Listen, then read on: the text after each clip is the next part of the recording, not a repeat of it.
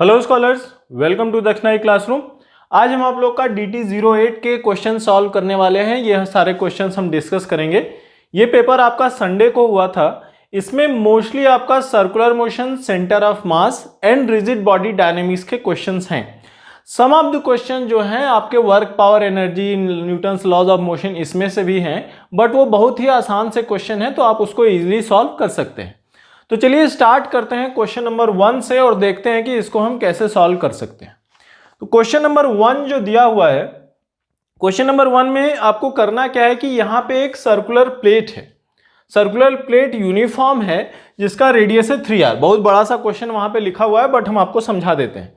तो ये circular plate है, इसका रेडियस है 3r। अब हमने क्या किया कि हमने यहाँ पे एक होल पंच कर दिया। यहाँ पे हमने होल पंच करके काट के निकाल लिया। अब क्या हो गया, जो रिमेनिंग प्लेट है वो ऐसे है। ये आपकी क्या हो गई, रिमेनिंग प्लेट। ये आपका रिमेनिंग पार्ट हो गया। यहां पे हमने इतना पंच करके काट के निकाल लिया।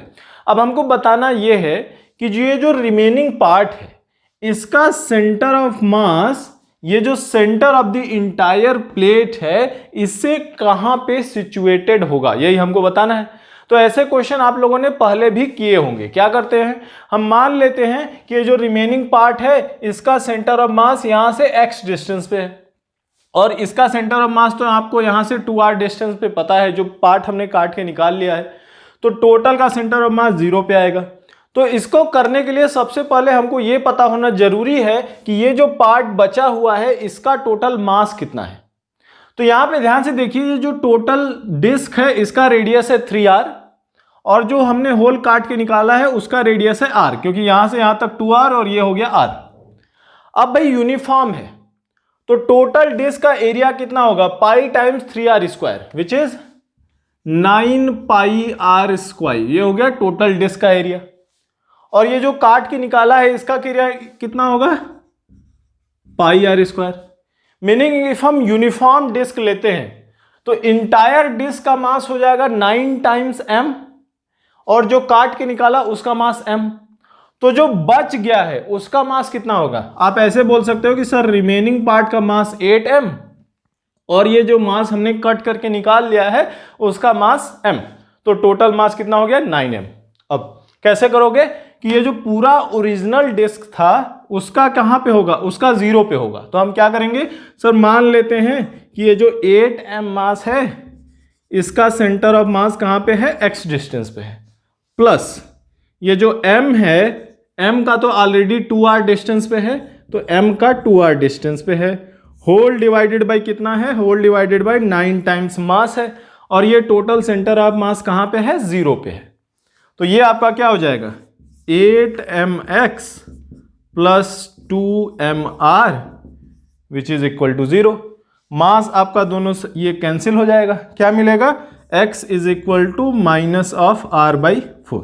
माइनस आ रहा है, इसका क्या मतलब कि वो ये जो ओरिजिन है या जो सेंटर ऑफ द पूरा प्लेट है उसके लेफ्ट में होगा।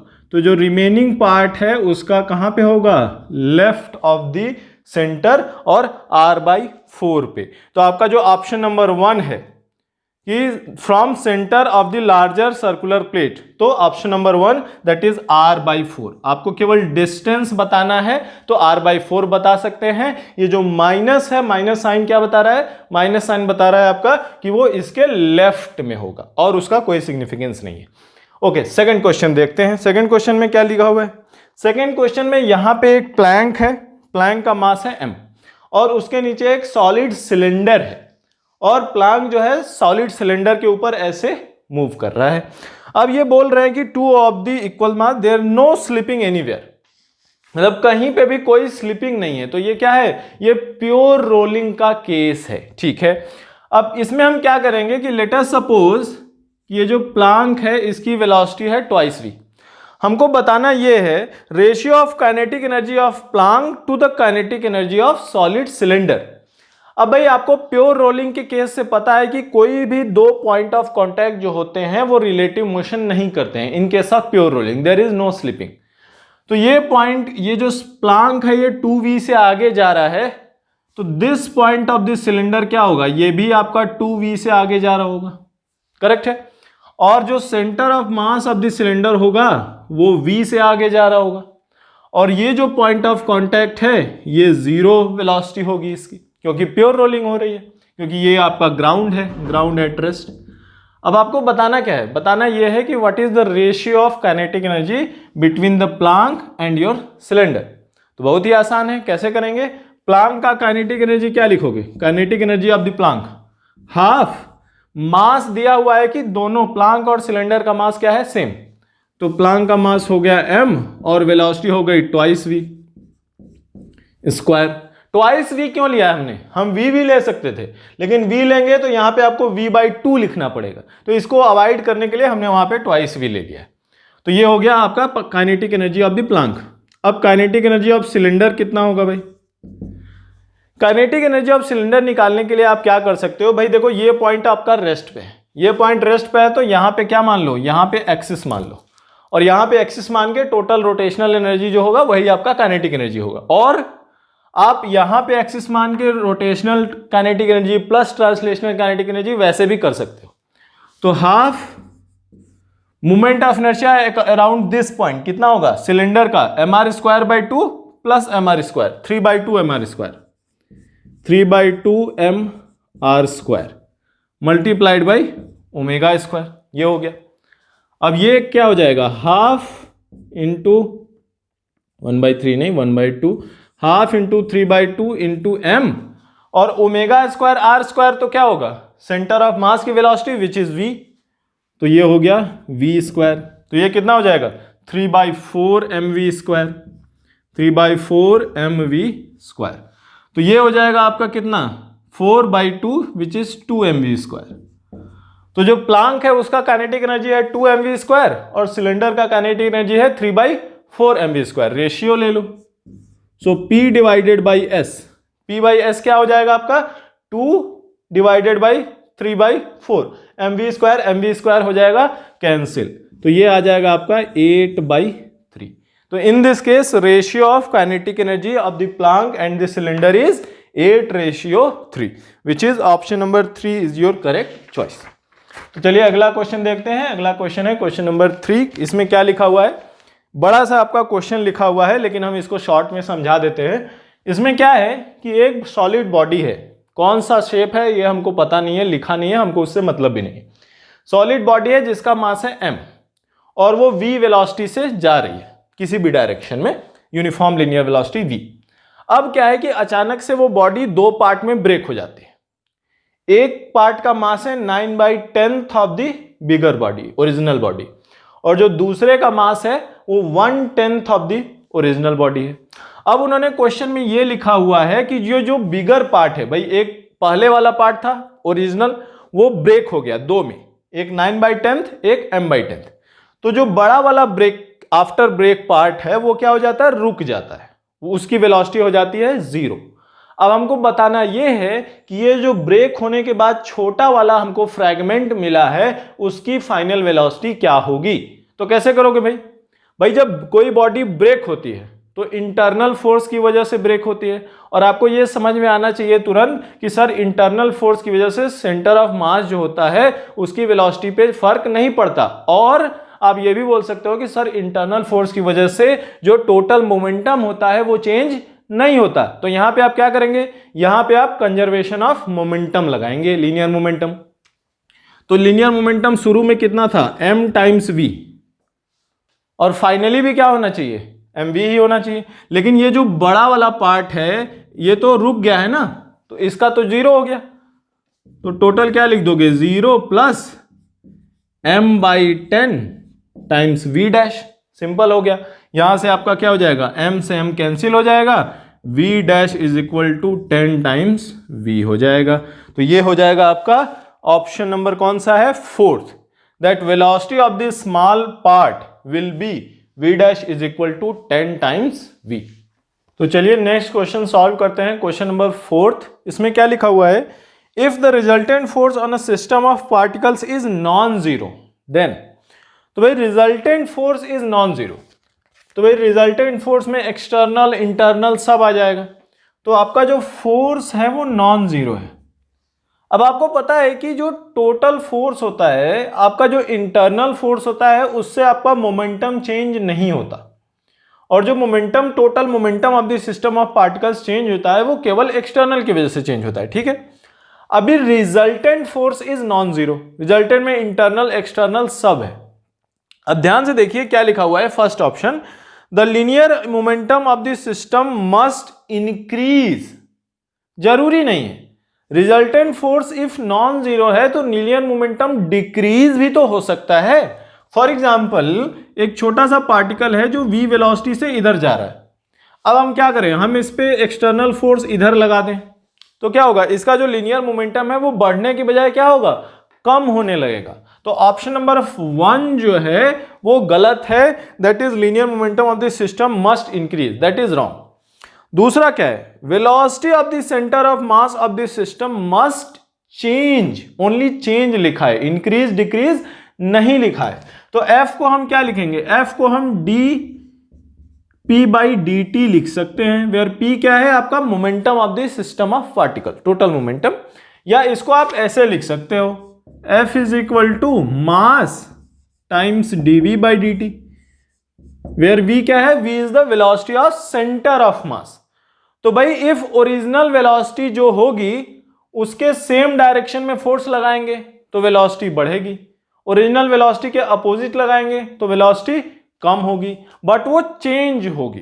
तो ऑप्शन नंबर 2 जो है वो आपका सही है, that is velocity of the centre of mass of the system must change. तो चेंज होगा, वो इंक्रीज भी कर सकता है और डिक्रीज भी कर सकता है। तो option number 2 is your correct choice.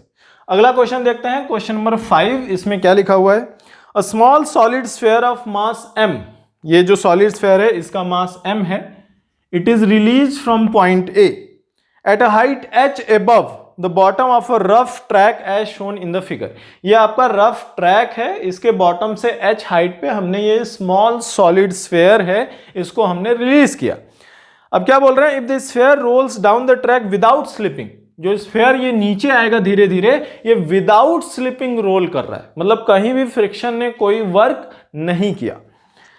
It's rotational kinetic energy when it comes to the bottom of the track is, हमको बताना यह है कि ये जब स्फीयर स्लिप होके यहां पे आ जाएगा तो इसका रोटेशनल काइनेटिक एनर्जी क्या होगा। कि रोटेशनल क्यों पूछ रहे हैं, क्योंकि आपको पता है कि क्योंकि ये प्योर रोलिंग कर रहा है तो इसकी काइनेटिक एनर्जी में रोटेशनल कंपोनेंट भी होगा और ट्रांसलेशनल कंपोनेंट भी होगा। हमको बताना क्या है, हमको केवल रोटेशनल बताना है, ट्रांसलेशनल नहीं बताना है। हम करेंगे कैसे, आपने ऐसे क्वेश्चन जरूर किए होंगे। हम सिंपली क्या करते हैं, कंजर्वेशन ऑफ एनर्जी लगा देते हैं।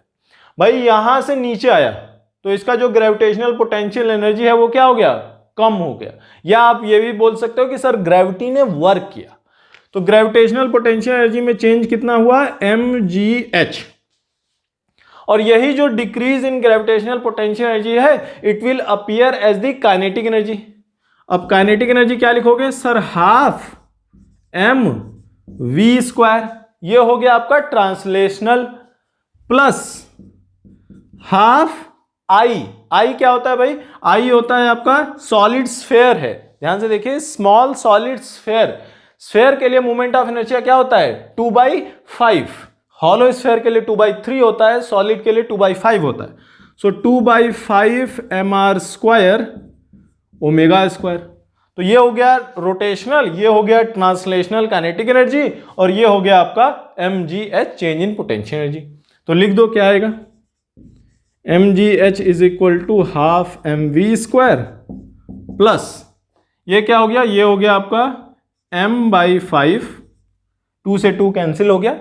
एंड प्योर रोलिंग है, तो प्योर रोलिंग के लिए क्या होता है, प्योर रोलिंग के लिए v is the velocity of centre of mass which is equal to r⍵। ये कंडीशन होती है प्योर रोलिंग के लिए।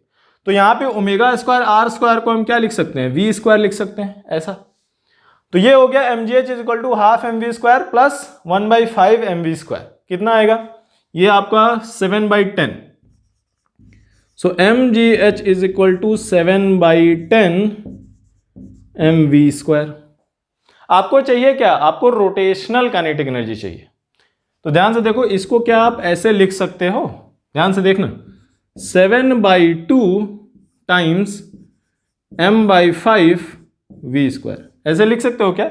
7/10 को 7/2 ऐसा। अब ये क्या है? ये आपका रोटेशनल काइनेटिक एनर्जी है, आपको वही बताना है रोटेशनल काइनेटिक एनर्जी। तो इसको सॉल्व कर लो। m/5 times v² is nothing but 2mgh divided by 7। ये हो गया आपका rotational kinetic energy when this small solid sphere reaches at the bottom. So 2/7 mgh, that is option number 4 is your correct choice. अगला question देखते हैं, question number 6। क्या लिखा हुआ है? Small body of mass m, small body है, कैसी है? स्फीयर, सॉलिड स्फीयर, उससे हमको मतलब नहीं है। Moves down from a hemisphere, semisphere लिखा हुआ है बट हेमिस्फीयर होना चाहिए, ऑफ रेडियस r, ठीक है। If it leaves the hemisphere, if it leaves the hemisphere at a point that is at a distance h below its vertex, मतलब यहां से h नीचे जब आता है बॉडी, ये स्मॉल बॉडी ऐसे रोल करते हुए, तो स्फीयर से लीव कर देता है। लीव करने का मतलब क्या होता है कि आपका जो नॉर्मल है वो 0 हो जाता है।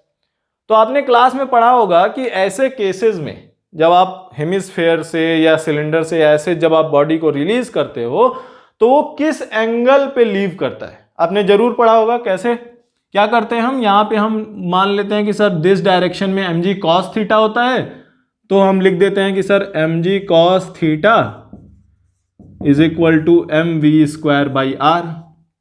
एक इक्वेशन ये मिल जाता है, और दूसरा इक्वेशन मिल जाता है क्या? Half mv² kinetic energy is equal to mgh, और h की जगह पे आप लिख सकते हो r इंटू 1 - cos थीटा। ये हो गया। और ये दोनों इक्वेशन को जब आप सॉल्व करते हो तो आपको मिल जाता है आंसर क्या है? cos theta is equal to 2/3। ये आपने क्लास में जरूर किया होगा, फिर भी एक बार हमने यहाँ पे दोनों इक्वेशन लिख दिए हैं, आप इसको सॉल्व करोगे आपको ये मिल जाएगा। नाउ ये एंगल थीटा, किस थीटा पे वो नॉर्मल 0 हो जाएगा या it will leave the surface. तो यहां हमको थीटा मिल गया, और h की वैल्यू क्या है? h इज नथिंग बट, देखो ये r cos थीटा, तो h is nothing but r into 1 - cos theta, यही है आपका h, मतलब टॉप से कितना नीचे आने पे वो रिलीव करेगा। तो cos थीटा की वैल्यू 2/3 ऑलरेडी हमको पता है, तो 1 - 2/3 is 1/3, so h is equal to r/3। तो वर्टेक्स से कितना नीचे आने पे वो लीव करेगा? वर्टेक्स से r/3 नीचे आने पे वो लीव करेगा। So h is equal to r/3, option number 2 will be your correct choice. Okay, let us solve next question, question number 7। Question number 7 में क्या दिया हुआ है? बहुत ही आसान सा क्वेश्चन है, उन्होंने जबरदस्ती का ढेर सारा आपको लिखा हुआ है। उसमें क्या है कि एक स्प्रिंग है, उस पर कोई मास अटैच है, उससे हमको मतलब नहीं है। Main part of the question is कि स्प्रिंग को 2 पार्ट में काट रहे हैं। तो स्प्रिंग को जब हम 2 पार्ट में काटते हैं, या किसी भी स्प्रिंग को कई पार्ट में हम जब हम कट करते हैं, तो जो कट पार्ट हैं उनका जो स्प्रिंग कांस्टेंट है वो ओरिजिनल स्प्रिंग से डिफरेंट होता है। कैसे? तो सपोज करो कि एक बड़ा सा स्प्रिंग है जिसका लेंथ है L। अब हमने क्या किया, इसमें से L' एक पार्ट कट करके क्या कर दिया? निकाल दिया। अब ये जो L' पार्ट हमने कट करके निकाल दिया है, तो ये जो क्या होगा, ये पार्ट का स्प्रिंग कांस्टेंट क्या होगा? डिफरेंट होगा। कितना होगा ये स्प्रिंग कांस्टेंट? ये आपका आ जाएगा if bigger part is K, bigger part जो है उसका स्प्रिंग कांस्टेंट क्या है? K। तो जो स्मॉलर पार्ट आएगा उसका स्प्रिंग कांस्टेंट हो जाएगा K', एंड K' आपका क्या होगा? K times L original length divided by जो न्यू लेंथ है L'। तो आपके क्वेश्चन में क्या लिखा हुआ है कि spring is cut into 2 equal parts, मतलब ये जो L' है this is L/2, so K times L divided by L/2, जो कि हो गया ट्वाइस ऑफ K। तो ये जो ओरिजिनल स्प्रिंग है और जो नई स्प्रिंग है, जो हाफ कट कर दिया आपने तो एक आधा पार्ट मिला, उसका स्प्रिंग कांस्टेंट क्या हो जाएगा? Twice of K। इसको आप ऐसे भी बोल सकते हो कि जब 2 स्प्रिंग सीरीज में कनेक्ट होती हैं, when 2 springs are connected in series, so 1/K is equal to 1/K1 plus 1/K2 ऐसा। and if they are connected in parallel then K is equal to K1 plus K2 plus so on। तो जब भी 2 spring को series में connect करना हो तो equivalent spring constant ऐसे आ जाएगा, जब उनको पैरेलल में कनेक्ट करना हो तो इक्विवेलेंट स्प्रिंग कांस्टेंट ऐसे आ जाएगा। तो आपका आंसर हो जाएगा कितना, जो new spring constant will be twice of के। ओके, अगला क्वेश्चन, क्वेश्चन नंबर 8। क्या लिखा हुआ है कि भाई ये एक ट्रैक है, यहां पे ये इंक्लाइन प्लेन है और यहां पे एक सर्कुलर ट्रैक है। सर्कुलर ट्रैक का रेडियस है r और इंक्लाइन प्लेन की हाइट है h। हमको बताना यह है कि if radius of the circular path is r then relation holds good to complete full circle. मतलब भाई ये ब्लॉक यहां से चलते हुए यहां पे आएगा, कहीं पे भी फ्रिक्शन नहीं है। ब्लॉक जब यहां पे आएगा तो ये सर्कुलर मोशन में जाएगा। तो H और R के बीच में क्या रिलेशन होना चाहिए कि ये यहां पे फुल कंप्लीट सर्कुलर मोशन, वो ये यहां पे सर्कुलर मोशन कंप्लीट कर ले। ऐसा कब होगा? तो आपको पता है कि वर्टिकल सर्कुलर मोशन में जब स्ट्रिंग बांध के आप घुमाते हो या फिर यहां पे ऐसे सर्कुलर मोशन में करते हो तो क्या होना चाहिए, यहां पे जो स्पीड आएगी v, that v should be greater than और equal to how much, root over of 5gr। इतना होना चाहिए, ये तो आपको ऑलरेडी पता होगा। अब भाई h हाइट से किसी भी बॉडी को जब आप रिलीज करते हो तो change in potential energy is equal to change in kinetic energy. तो बॉटम पे जो v आएगी वो कितनी आएगी, root over of twice G H आ जाएगा। ये आ जाएगा kinetic energy, not kinetic energy, speed. तो ये जो ब्लॉक है ये जब नीचे आएगा यहां पे तो इसकी स्पीड कितनी होगी, दिस। तो इफ दिस ब्लॉक को कंप्लीट सर्कुलर मोशन करना है तो this speed should be greater than root over of 5gr। तो लिख दो, क्या लिख दो, root over of twice G H should be greater than और equal to root over of 5gr। आप स्क्वायर करके अंडर रूट खत्म कर सकते हो, g से g कैंसिल हो जाएगा। h should be greater than और इक्वल टू आपका 5r/2। तो ये जो हाइट है, जिस हाइट से आप ब्लॉक को रिलीज कर रहे हो, that should be greater than और equal to root over, sorry not root over of 5r/2। तो 5r/2 इक्वल होगा तो जस्ट कंप्लीट करेगा और ग्रेटर होगा तो वो जस्ट उसके बाद आराम से कर लेगा। अगला क्वेश्चन देखते हैं, question number 9। A ball of mass m moving with uniform speed collided elastically with another stationary ball. तो यहां पे एक बॉल है जिसका मास m है, यूनिफॉर्म स्पीड से जा रहा है। इलास्टिक कोलिजन होता है विथ अनदर बॉल जिसकी स्पीड 0 है बट मास हमको पता नहीं है। बताना यह है कि incident ball will lose maximum kinetic energy when the mass of the stationary ball is. तो आपने पढ़ा होगा कि जब इलास्टिक कोलिजन होता है, परफेक्टली इलास्टिक, तो इफ दोनों कोलाइडिंग बॉडीज का मास क्या हो, सेम हो, इफ इसके मास को भी हम m बोल दे तो क्या होता है, उनकी वेलोसिटीज एक्सचेंज हो जाती है। तो फाइनली क्या हो जाएगा, इसकी स्पीड 0 हो जाएगी और इसकी स्पीड क्या हो जाएगी, u हो जाएगी। तो मतलब इफ इंसिडेंट बॉल, ये वाली बॉल को मैक्सिमम एनर्जी लूज करनी है तो क्या होना चाहिए, जिससे हम कोलाइड कर रहे हैं उनका मास भी क्या होना चाहिए, सेम होना चाहिए। तब क्या हो जाएगा, तब ये 100% ऑफ द एनर्जी क्या कर देगा, लूज कर देगा। तो डेल्टा काइनेटिक एनर्जी क्या हो जाएगा, 100%। तो इफ जो बॉल आपका रेस्ट पे रखा है उसका मास क्या हो जाए, जो पहले वाली बॉल है उसके मास से सेम हो जाए, तो उनकी वेलोसिटीज इंटरचेंज हो जाएंगी एंड इन दैट केस आपका लॉस ऑफ काइनेटिक एनर्जी क्या होगा, मैक्सिमम, दैट इज 100%। और 100% से तो ज्यादा हो नहीं सकता। सो क्या आपका आंसर होना चाहिए, the incident ball will lose maximum kinetic energy when mass of the stationary ball is equal to the incident ball, that is equal to m। Your option number first will be correct choice. Let us solve next question, that is question number 10। Question number 10 में क्या दिया हुआ है, with how much velocity a mass of 2 kg। तो भाई एक 2 kg का मास है और बोल रहे हैं कि with how much velocity a mass of 2 kg should move on a frictionless surface so as to compress a spring with force constant 2 Newton per meter by 4 meter। तो भाई एक मास है वो सम वेलोसिटी से जा रहा है। अब हमको बताना ये है कि वेलोसिटी कितनी हो कि जो स्प्रिंग है वो 4 मीटर से कंप्रेस हो जाए। तो इसमें हो क्या रहा है, ये वर्क पावर एनर्जी का क्वेश्चन है। क्या होगा कि जो kinetic energy of the mass है दैट विल बी ट्रांसफर्ड और converted into potential energy of the spring. तो क्या लिखोगे, sir kinetic energy of the mass is half mv² and this is entirely transferred into potential energy of the spring which is half kx²। तो cancel, मास 2 kg लिखा हुआ है, velocity हमको पता नहीं है, स्प्रिंग कांस्टेंट दिया हुआ है 2 न्यूटन पर मीटर, और जो कंप्रेशन होना चाहिए वो कितना होना चाहिए, 4 मीटर होना चाहिए। सो 2 से 2 कैंसिल हो गया, क्या बच गया, वेलोसिटी आपकी आ गई 4 मीटर पर सेकेंड। बहुत ही आसान सा क्वेश्चन है कि आपको क्या होना चाहिए, जो ब्लॉक है या एनी मास है उसकी इनिशियल स्पीड कितनी होनी चाहिए थी, 4 मीटर पर सेकेंड होनी चाहिए थी, तभी जाके वो स्प्रिंग को 4 मीटर से कंप्रेस कर सकता है। अगला क्वेश्चन है क्वेश्चन नंबर 11। क्वेश्चन नंबर 11 में क्या दिया हुआ है, a man and the plank of same mass moving with velocity v along the positive x axis। At some time man jumps along the negative x axis with a velocity v with respect to ground, then the speed of the plank is। तो भाई friction कुछ दिया नहीं हुआ है तो हम मान के चलेंगे कि ग्राउंड के बीच में फ्रिक्शन 0 है।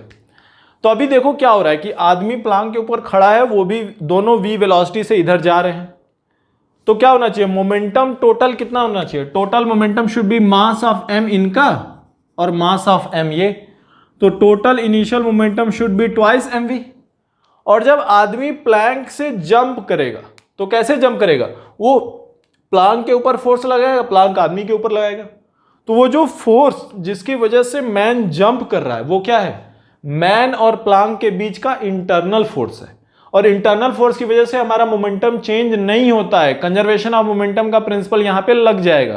तो हम क्या करेंगे, हम बोलेंगे कि सर फाइनल मोमेंटम जो है मैन प्लस प्लैंक का that should be equal to initial momentum, और इनिशियल टोटल मोमेंटम तो ट्वाइस mv है। तो फाइनल मोमेंटम हम क्या लिख दें, हम लिख देते हैं कि sir mass of the Planck is m and velocity of the Planck is v dash plus mass of the man is m and man जो जंप किया है, तो जंप करने में देखो क्या लिखा हुआ है, at some time man jumps along negative x axis with velocity v with respect to the ground. तो ग्राउंड के रेस्पेक्ट में वो v वेलोसिटी से इधर जंप करते हैं, तो इनका मोमेंटम क्या लिखोगे, m times minus v finally. तो ये हो गया total final momentum, linear momentum, और ये हो गया इनिशियल, दोनों को इक्वल कर दो, सो m कैंसिल कर दो हर तरफ, so v dash is equal to आपका क्या आ जाएगा, 3 टाइम्स v। तो जो प्लैंक है final velocity of the plank will be 3 times original speed which is 3v। Option number 3 is your correct choice. 12th question देखते हैं क्या लिखा हुआ है, a body of 5 kg weight kept on rough inclined plane of angle 30 degree starts sliding with constant velocity। जो slide कर रहा है उसकी वेलोसिटी कांस्टेंट है, एक्सेलरेशन 0 है, then the coefficient of friction is. तो भाई हम क्या बोलेंगे, हम बोलेंगे कि सर दिस डायरेक्शन में mg sin थीटा लगेगा और दिस डायरेक्शन में म्यू mg cos थीटा लगेगा, इस डायरेक्शन में mg cos थीटा और ये अपवर्ड डायरेक्शन में नॉर्मल, ये हो गया आपका। और कांस्टेंट वेलोसिटी से जा रहे हैं तो आप क्या लिख दोगे कि sir mg sin theta is equal to mu mg cos theta, mg cancel, tan theta will be equal to mu, और 30 डिग्री लिखा हुआ है तो tan 30 कितना होता है, tan 30 होता है 1/√3। तो coefficient of friction is how much, mu equals 1/√3, that is option number 1 is your correct choice. तो चलिए नेक्स्ट क्वेश्चन करते हैं, क्वेश्चन नंबर 13th। क्या लिखा हुआ है क्वेश्चन नंबर 13th में, यहाँ पे एक डायग्राम बना हुआ है, 2 blocks of masses m1 and m2 are placed in contact. If a pushing force is applied on m1, then contact force between them is found to be n1। Okay, तो यहाँ पे हम क्या कर रहे हैं कि m1 पे हम ऐसे फोर्स लगा रहे हैं, तो फोर्स लगाओगे तो ये क्या होगा, दोनों ब्लॉक साथ में जाएंगे, और साथ में जाएंगे तो एक्सेलरेशन क्या लिख दोगे, एक्सेलरेशन लिख दोगे कि sir f divided by m1 plus m2, that will B acceleration. और जब ये एक्सेलरेशन है तो भाई m2, भाई इन दोनों के बीच में जो कांटेक्ट फोर्स होगा वही तो आपको m2 को एक्सेलरेट कर रहा है। तो फोर्स जो कांटेक्ट फोर्स है n1 इसी की वजह से आपका m2 एक्सेलरेट कर रहा है, तो n1 इक्वल टू क्या हो जाएगा, m2 टाइम्स एक्सेलरेशन। ये हो गया। सेम वे में आगे क्या बोल रहे हैं, if when the same force is applied on m2 then contact force is found to be n2, meaning यहां से फोर्स को हमने यहां से हटा के किधर लगा दिया, इधर ऐसे लगा दिया। अब क्या होगा, अभी भी आपका एक्सेलरेशन कितना होगा, सेम होगा, बस आपका डायरेक्शन ऑफ द एक्सेलरेशन क्या हो जाएगा, चेंज हो जाएगा, डायरेक्शन चेंज होगा। लेकिन अब इनके बीच का जो कांटेक्ट फोर्स है वो यहां पे क्या करेगा, N2, ये क्या करेगा, M1 को एक्सेलरेट करेगा। तो क्या लिख देंगे, N2 is equal to M1 times acceleration. अब पूछ क्या रहे हैं, पूछ ये रहे हैं then the ratio between N1 and N2 is, so N1 divided by N2, acceleration का मैग्नीट्यूड दोनों केसेस में क्या है, सेम है। तो आपको सिंपली मिल जाएगा N1 by N2 is nothing but M2 by M1। तो बहुत ही आसान सा क्वेश्चन है ये आपका लॉज ऑफ मोशन का। आपको बस ये याद रखना है कि जब आप इधर से पुश करोगे तो ये जो इनके बीच का कांटेक्ट फोर्स है that is responsible for the acceleration of m1। उसी तरह से जब आप इधर से पुश करोगे तो इनके बीच का contact force is responsible for acceleration of m2। सो आपका option number second is the correct choice. Next is question number 14। Two particles 10 kg, जो 10 kg है वो ये पोजीशन पे रखा हुआ है, 30 kg का पार्टिकल है जो दिस पोजीशन पे रखा हुआ है। What would be their centre of mass, centre of mass का आपको पोजीशन बताना है। तो बहुत ही आसान सा क्वेश्चन है। सेंटर ऑफ मास का पोजीशन कैसे बताते हो आप, r, सपोज करो r, तो r must be equal to m1 r1 vector plus m2 r2 vector divided by m1 plus r2। ऐसे ही निकालते हो आप सेंटर ऑफ मास। तो सिंपली क्या कर लें, 10 times i cap plus j cap plus k cap plus 30 times minus i cap minus j cap minus k cap and whole divided by 10 plus 30 that is 40। तो ये आपका आ जाएगा कितना, ये आपका आ जाएगा minus of 1/2 I cap plus j cap plus k cap. ये हो गया आपका position of centre of mass which is your option number 1 is the correct choice. Next is question number 15। क्या लिखा हुआ है, बहुत ही आसान से क्वेश्चन है, देखो इसमें सिंपली लॉज ऑफ मोशन तुरंत लगा देना है। Centre of mass formula based question. अगला देखते हैं, ये भी आसान सा है। क्या है, a force of 2i plus 3j plus 4k newton acts on a body for 4 second produces a displacement of 3i plus 4j plus 5k metre. The average power produced is, तो एवरेज पावर बताना है। Simply क्या होता है power, work done divided by time taken. So power is nothing but work done divided by time taken, average power. और work done क्या होता है भाई, वर्क डन तो यही होता है F.S, ऐसा। तो वर्क डन कितना हो जाएगा F.S, तो कितना मिलेगा 2 into 3 6 plus 3 into 4 12 plus 4 into 5 20 and whole divided by 4। So that is how much, 20 plus 12 32 plus 6 38, 38 divided by 4 which is how much 9.5 watts। So average power produced is 9.5 watt। So very easy formula based question है, आप solve कर सकते हो। इसमें आपका option number first is the correct choice. Next question discuss करते हैं, question number 16। क्या लिखा हुआ है क्वेश्चन नंबर 16 में, a uniform chain of length L and mass M is lying on a smooth table.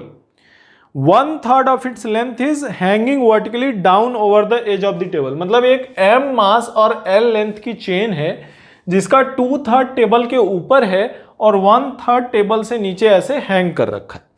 अब हमको क्या बताना है, if g is the acceleration due to gravity, the work required to pull the hanging part on the table is, मतलब यहां से हमको खींचना है, यहां से हमको खींचना है, ऐसे खींचना है कि ये पूरा का पूरा हैंगिंग पार्ट क्या आ जाए, ऊपर आ जाए। और हम अज्यूम करते हैं कि there is no kinetic energy acquired by the chain, उसमें लिखा नहीं हुआ है बट वी कैन अज्यूम। ठीक है, अभी देखो क्या क्या करोगे, आपको करना क्या है भाई, मान लेते हैं कि ये आपका रेफरेंस है, ये आपका रेफरेंस पॉइंट है। तो तो ये जो पार्ट है इसकी पोटेंशियल एनर्जी आप मान सकते हैं 0, लेकिन ये जो हैंगिंग पार्ट है इसकी पोटेंशियल एनर्जी होगी नेगेटिव। तो आपको जब चेन को ऊपर खींचना है तो क्या करना है, आपको हैंगिंग पार्ट का पोटेंशियल एनर्जी माइनस से 0 पे लेके आना है। तो वही जो change in potential energy of the hanging part होगा that will be equal to your work done. तो क्या लिखोगे, so work done is nothing but delta U. ये जो हैंगिंग पार्ट है कितना आएगा, ये भाई 0 पहले था माइनस ऑफ ये माइनस कितना, हैंगिंग पार्ट का मास कितना होगा भाई, टोटल मास है m और L/3 हैंगिंग है, तो हैंगिंग पार्ट का मास होगा m/3 टाइम्स g। और हैंगिंग पार्ट का जो h लोगे आप वो कहां पे लोगे, हैंगिंग पार्ट के सेंटर ऑफ मास पे लोगे। भाई यहां पे L/3 है, यहां पे 0 है, तो कौन सा h लोगे, हैंगिंग पार्ट का जो सेंटर ऑफ मास है उसके बेसिस पे हम पोटेंशियल एनर्जी बताएंगे। और तो भाई ये L/3 है, तो हैंगिंग पार्ट का सेंटर ऑफ मास क्या होगा, क्योंकि यूनिफॉर्म चेन है तो L/3 के हाफ पे होगा विच इज L/6। तो हाइट की जहां पे आप क्या लिख सकते हो, L/6। तो ये हो गया आपका work done is nothing but minus minus plus हो जाएगा mgl/18। तो mgl/18। तो आपको यदि हैंगिंग पार्ट को ऊपर ले जाना है without imparting any kinetic energy तो आपको क्या करना पड़ेगा, work required is mgl/18 which is option number 4th is your correct choice. Okay, next part is question number 17। A block of mass 4 kg slides down an inclined plane which makes an angle theta is equal to 60 degree with horizontal. The coefficient of friction between the block and the plane is mu is equal to 3/4. तो coefficient of friction mu की value 3/4 लिखी हुई है। The force exerted by the block on the plane is, तो भाई सबसे पहले क्या करो, प्लेन ने ब्लॉक पे कितना लगाया, भाई यहां पे ऐसे लिख दो mg cos थीटा, ये ब्लॉक की बात कर रहे हैं, mg cos थीटा, इधर हो गया mg sin थीटा, इधर हो गया नॉर्मल और इधर हो गया mu times normal. And since this direction में मोशन हो नहीं रहा है तो n is equal to mg cos theta. तो force by the plane on the block is how much, normal and mu times normal. और न्यूटन्स थर्ड लॉ के according उल्टा हो जाना चाहिए।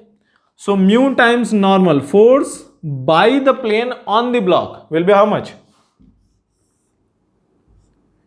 Normal square plus mu times normal square. That is force by the plane on the block.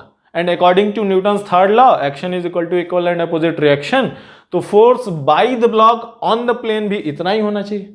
और normal तो क्या होगा, normal is equal to mg cos theta है, तो यहां क्या हो जाएगा, mg cos theta under root of 1 plus mu square.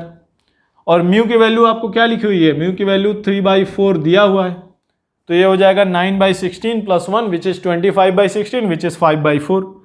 So 5/4 m की वैल्यू क्या है 4 kg, g की वैल्यू क्या है 10, cos थीटा cos 60 कितना है 1/2। तो ये कितना हो जाएगा, ध्यान से देखो, 4 से 4 कैंसिल, 2 से यहां हो गया 5 which is equal to 25 newton. So total force by the block on the plane is 25 newton. Which direction, somewhere this direction होगा ऐसा। नाउ अब ध्यान से देखो, आप में इसमें ध्यान ये रखना है कि कई लोग गलती ये करेंगे, मिस्टेक क्या होती है कि जब फोर्स की बात कर रहे हैं तो टोटल फोर्स आपको बताना है, और टोटल फोर्स में नॉर्मल एंड फ्रिक्शन दोनों इंक्लूडेड होगा। बहुत सारे लोग गलती ये करेंगे कि बस फ्रिक्शन बता देंगे, केवल फ्रिक्शन नहीं बताना है आपको, normal and friction both are the force by the plane on the block and according to Newton's third law that is reverse. तो आपका ऑप्शन नंबर कौन सा सही है, option number 1 is the correct choice, 25 newton. Question number 18 देखते हैं क्या लिखा हुआ है। क्वेश्चन नंबर 18 में एक सिलेंडर है, यहां पे cylinder rolls without slipping on a plank B. The velocity of the centre of the cylinder and that of the plank are 4 metre per second and 2 metre per second. जो centre of the cylinder है वो 4 metre per second say that direction में जा रहा है, और जो Planck है वो भी 2 मीटर पर सेकेंड से सेम डायरेक्शन में जा रहा है। There is no slipping anywhere. The angular velocity of the cylinder if its radius is 1 metre. तो भाई कहीं पे भी कोई भी स्लिपिंग नहीं है। तो आप क्या बताओगे, ये जो सिलेंडर और प्लांग के बीच में कोई स्लिपिंग नहीं है, कहीं पे भी कोई भी स्लिपिंग नहीं है, ये सिलेंडर और प्लांग के बीच में कोई स्लिपिंग नहीं है। तो भाई ग्राउंड के बीच में स्लिपिंग नहीं होगी तो वो आगे कैसे जाएगा, ठीक है। तो सिलेंडर और प्लांग के बीच में कोई स्लिपिंग नहीं है का क्या मतलब, ये प्योर रोलिंग का केस है। आपको तुरंत याद आना चाहिए कि सर ये प्योर रोलिंग का केस है। और प्योर रोलिंग के केस में क्या होता है, प्योर रोलिंग के केस में ये जो सिलेंडर है यहां पे कांटेक्ट विद द ये प्लांग, दोनों की वेलोसिटी क्या होनी चाहिए, सेम। तो यहां पे हम थोड़ा सा इसको ऊपर बना देते हैं आपको प्रॉपरली एक्सप्लेन करने के लिए, ऐसा ध्यान से। तो यहां पे क्या होगा, ये जो सिलेंडर का बॉटम मोस्ट पॉइंट है उसकी वेलोसिटी क्या लिखोगे आप, भाई आर ओमेगा दिस डायरेक्शन और वी दैट डायरेक्शन। तो आप लिखोगे इसकी बॉटम मोस्ट पॉइंट की वेलोसिटी होगी sir 4 minus of r omega, और इसकी A2। और स्लिपिंग नहीं होने का मतलब क्या है, these two velocity must be equal. So 4 minus of r omega must be equal to 2। R की वैल्यू 1 मीटर लिखी हुई है, ओमेगा की वैल्यू बतानी है। So 4 minus of 2 is equal to r omega, और आर की value 1, so omega is 2 radian per second. बहुत ही आसान सा क्वेश्चन है, आपको प्योर रोलिंग का कॉन्सेप्ट लगा देना है। प्योर रोलिंग का कॉन्सेप्ट क्या कहता है कि इफ ये दोनों स्लिपिंग नहीं कर रहे हैं तो जो पॉइंट ऑफ कांटेक्ट है, तो सिलेंडर का जो पॉइंट ऑफ कांटेक्ट है और ये जो प्लांग का पॉइंट ऑफ कांटेक्ट है, दोनों की वेलोसिटीज क्या होनी चाहिए, सेम होनी चाहिए, तभी वो स्लिप नहीं करेगा और तभी वो प्योर रोलिंग होगी। वही कॉन्सेप्ट हमने लगाया, रेडियस दिया हुआ है, omega of the cylinder 2 radian per second आ गया, विच is option number first is your correct choice. चलिए नेक्स्ट क्वेश्चन सॉल्व करते हैं। क्वेश्चन नंबर 19 डिस्कस करते हैं, क्या लिखा हुआ है। In the figure shown a uniform hollow sphere, ये स्फीयर है, uniform hollow sphere is released on the top of a fixed inclined plane of inclination 37 degrees and height is h. It rolls without sliding. The acceleration of the center of the sphere is. तो इस case में height h का कोई role नहीं है, वो just आपको confuse करने के लिए दिया हुआ है। तो ऐसे जब रोल्स विदाउट स्लाइडिंग वाले केस होते हैं तो आपने क्लास में किया होगा जरूर कि इसका एक्सेलरेशन क्या आता है। एक्सेलरेशन आपका आता है g sin थीटा। आप इसको डिटेल में क्लास में पक्का सॉल्व किए होगे आप लोग। g sin theta divided by 1 plus i divided by mr square, where i क्या है, जो भी आपका ऑब्जेक्ट है उसका moment of inertia around its axis passing through diameter, या ऐसे। ये क्या हो गया, mr स्क्वायर। भाई प्लेट होगा तो क्या लिख दोगे, i की वैल्यू हो जाएगी क्या, mr स्क्वायर बाई 2। रिंग होगा तो क्या हो जाएगा, mr स्क्वायर। हॉलो स्फीयर है तो क्या हो जाएगा, 2/3 mr स्क्वायर। सॉलिड स्फीयर है तो क्या हो जाएगा, 2/5 mr स्क्वायर। r है आपका radius, theta is this angle of inclination. तो यहां पे आपको क्या लिखा हुआ है, uniform hollow sphere, so 2/3 mr square. So i की वैल्यू 2/3 mr स्क्वायर लिख दें तो क्या आएगा, g sin 37 divided by 1 plus 2/3 mr square, सो 2/3। तो यहां पे क्या हो जाएगा, sin 37 क्या होता है, 3/5 आपकी वैल्यू दे रखी है, आपको याद करने की भी जरूरत नहीं है। तो ये क्या हो जाएगा, 3 divided by 5 into g sin 37 which is 3/5। तो ये हो जाएगा 9g divided by 25। So acceleration हो जाएगा आपका 9g/25, that is option number 2 will be the correct choice. बहुत ही आसान सा क्वेश्चन है, आप चाहो तो इसको डिटेल में फोर्स इक्वेशन या एनर्जी इक्वेशन से सॉल्व कर सकते हो, बट एग्जाम में आपको यदि ये फॉर्मूला याद है तो बहुत ही आसानी होगी। अगला क्वेश्चन है क्वेश्चन नंबर 20, क्या लिखा हुआ है, अ मास m is supported by a massless string wound around a uniform hollow, uniform है, hollow है, cylinder of mass small m and radius capital R. If the string does not slip on the cylinder, string cylinder पे slip नहीं करती है, with what acceleration will the mass fall on the release? मतलब ये जो मास है पहले पकड़ के रखा था, अब इसको रिलीज कर दिया, तो जब नीचे गिरेगा तो उसका एक्सेलरेशन क्या होगा, यही हमको बताना है। अब ये करने के दो तरीके, एक तरीका तो ये है कि आप टेंशन मानो, इसका रोटेशनल इक्वेशन लिखो, इसका ट्रांसलेशनल लिखो और सॉल्व कर दो। दूसरा तरीका ये है कि आप एनर्जी इक्वेशन से भी सॉल्व कर सकते हैं। तो चलिए एनर्जी इक्वेशन हम देखते हैं, क्योंकि बहुत सारे लोगों ने आपने ट्रांसलेशनल और जो इक्वेशन लिख के सॉल्व करते हैं ट्रांसलेशनल एंड रोटेशनल वो जरूर किया हो।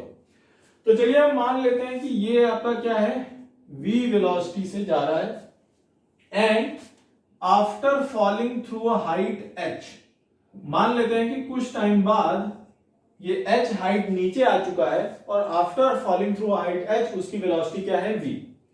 तो हम क्या बोलेंगे कि सर जितना भी इसका पोटेंशियल एनर्जी कम हुआ है वही क्या होगा, change in kinetic energy, work done by gravity. तो वर्क डन बाय ग्रेविटी क्या लिखोगे, mgh, this must be equal to change in kinetic energy. इसकी काइनेटिक एनर्जी क्या लिखोगे, हाफ mv² प्लस ये जो है कि हॉलो सिलेंडर है, हॉलो सिलेंडर का मोमेंट ऑफ इनर्शिया क्या लिखोगे, mr²। तो क्या लिखोगे, half into moment of inertia which is mr² into omega square. Kinetic energy है क्योंकि ये भी तो ऐसे क्या होगा, रोटेट करेगा तो इसकी भी काइनेटिक एनर्जी होगी। एंड सिंस ये स्लाइड नहीं कर रहा है तो यहां पे आप लिख सकते हो क्या, r omega is equal to v।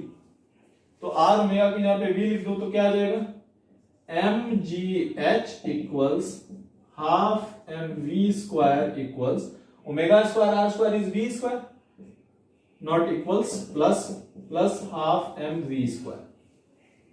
तो mgh is equal to mv²। So v² is equal to g times h। ये किसके लिए आ रहा है, ब्लॉक के लिए। आपको थर्ड इक्वेशन ऑफ मोशन याद है, initial velocity 0, final velocity v²। So v² is equal to twice of acceleration times displacement. So this is equal to twice of acceleration times displacement, और डिस्प्लेसमेंट हमने कितना माना है, h। सो h से h हो जाएगा कैंसिल, क्या मिल जाएगा, acceleration is equal to g/2। तो acceleration of this block will be g/2 upon release, which is option number second is your correct choice. अगला क्वेश्चन देखते हैं, question number 22। Find the moment of inertia of uniform rectangular plate of mass m, edge of length L and B about its axis passing through the center and perpendicular to it। मतलब ये plate है, length L, width B, मास m, ये जो axis है ऐसे, इसके around हमको moment of inertia बताना है। तो कैसे करोगे, परपेंडिकुलर एक्सिस थ्योरम, कैसे, around this axis, around this axis, ये x मान लो, ये y मान लो। तो Ix कितना लिखोगे, Ix will be how much, ऐसा m L² डिवाइडेड बाई 12, ये हो गया Ix क्योंकि बीच में से जा रहा है। उसी तरह से Iy क्या हो जाएगा, mv² बाई 12, और ये क्या हो जाएगा Iz। तो Iz क्या हो जाएगा, Ix प्लस Iy। सीधे सीधे आपका परपेंडिकुलर एक्सिस थ्योरम है। तो Ix प्लस Iy कितना हो गया, m/12 को ले लो कॉमन, L² प्लस b², ये हो गया आपका Iz। तो ये जो एक्सिस है यहां पे ऐसे, इसका मोमेंट ऑफ इनर्शिया हो जाएगा m/12 L² plus b², which is your option number second is the correct choice. चलिए अगला क्वेश्चन करते हैं, क्वेश्चन नंबर 22। क्वेश्चन नंबर 22 में क्या दिया हुआ है, क्वेश्चन बहुत बड़ा सा लिखा हुआ है तो हम पढ़ते नहीं, इसको एक्सप्लेन कर देते हैं। यहाँ पे एक रॉड है जिसका मास m है, लेंथ L। ये रॉड यहाँ पे हिंज है और इसके अराउंड ये क्या कर सकती है, रोटेट कर सकती है। यहाँ पे एक स्मॉल मास m है जो स्पीड u से जा रहा है, ये आपका एकदम लेफ्ट राइट एंड पे जाके ये कोलाइड करता है, और ये जो कोलिजन है वो क्या है, परफेक्टली इनइलास्टिक। तो परफेक्टली इनइलास्टिक कोलिजन का मतलब क्या, कि आफ्टर कोलाइडिंग ये जो रॉड, ये जो बॉल होगा, ये जाके यहाँ पे क्या कर जाएगा, स्टिक कर जाएगा। तो स्टिक कर जाएगा का क्या मतलब, परफेक्टली इनइलास्टिक, ये स्टिक कर जाएगा। तो स्टिक करने के बाद हमको ये बताना है कि ये जो एंगुलर वेलोसिटी है, क्या बोल रहे हैं, find out the angular velocity of the rod just after the collision. तो जस्ट आफ्टर द कोलिजन आपकी एंगुलर वेलोसिटी क्या है ये हमको बतानी है। तो हम सिंपली क्या करेंगे, आपका जो एंगुलर मोमेंटम है वो हम क्या कर देंगे, कंजर्व, क्योंकि ये एक्सिस है, एक्सिस के अराउंड एंगुलर मोमेंटम हम कर देंगे कंजर्व। क्यों कंजर्व कर दे रहे हैं, क्योंकि यहां पे फोर्स लगेगा, उसका कोई टॉर्क आएगा नहीं, और जो यहां इनके और इनके बीच में आएगा वो तो इंटरनल हो जाएगा, और इंटरनल फोर्सेस का कोई टॉर्क एंगुलर मोमेंटम में रिजल्ट करता नहीं है। तो हम क्या करेंगे, कंजर्वेशन ऑफ एंगुलर मोमेंटम लगाएंगे।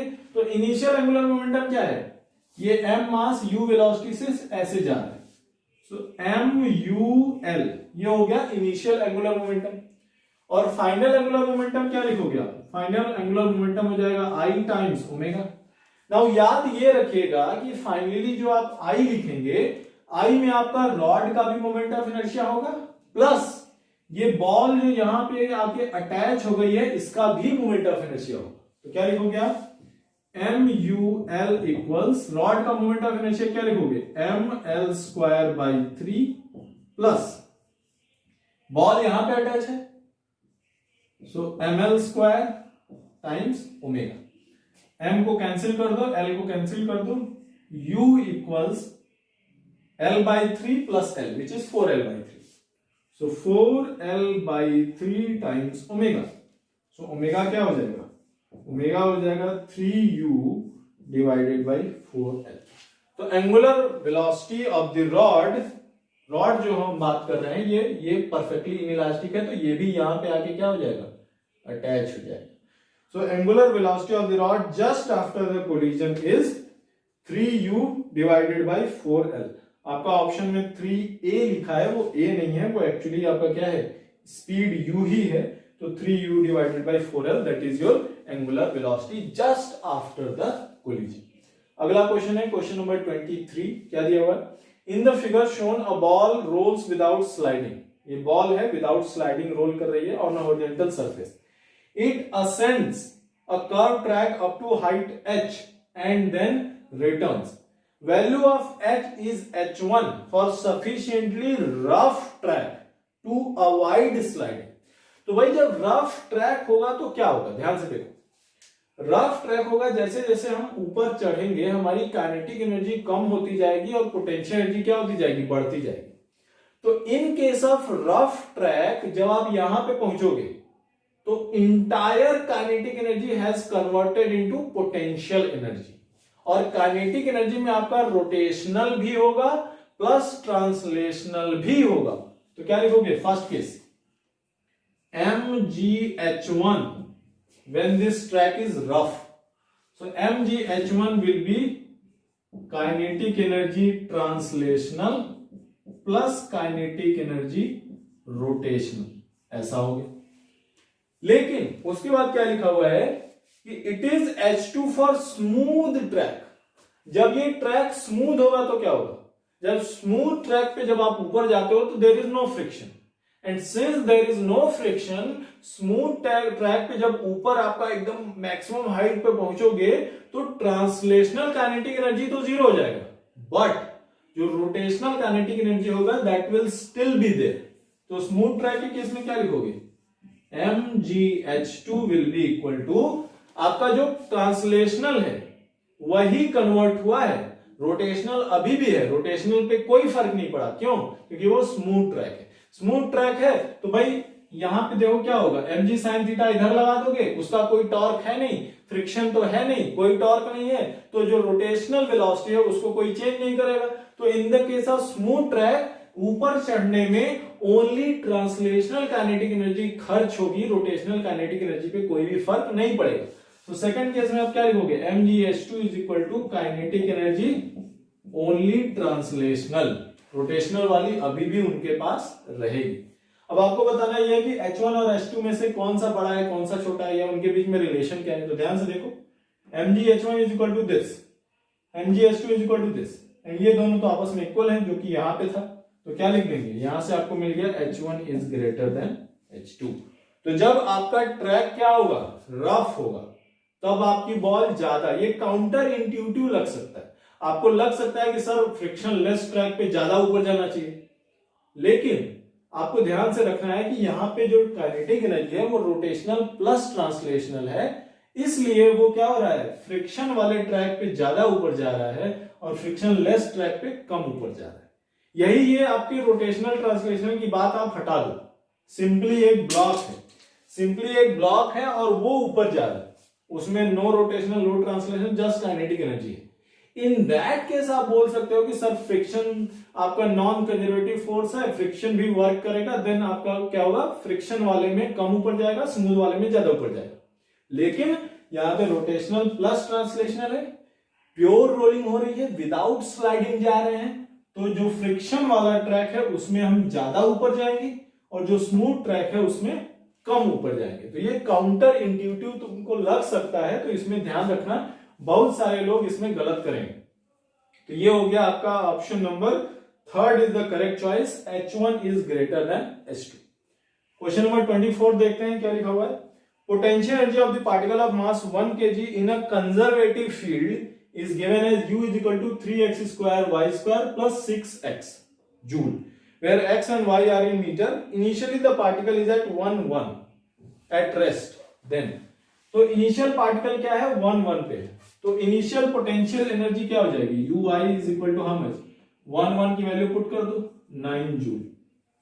एंड आपको पता है इन केस ऑफ कंजर्वेटिव फील्ड आप ये लिख सकते हो sir force is nothing but minus of du by dx partial I cap minus of du by dy, partial differentiation कर रहे हैं j कैप, क्या आ जाएगा, इसको पार्शियली डिफरेंशिएट करो x के केस में, x को आप वेरिएबल मानो, y को क्या मानो कांस्टेंट, तो क्या मिलेगा आपको 6 minus of 6xy square plus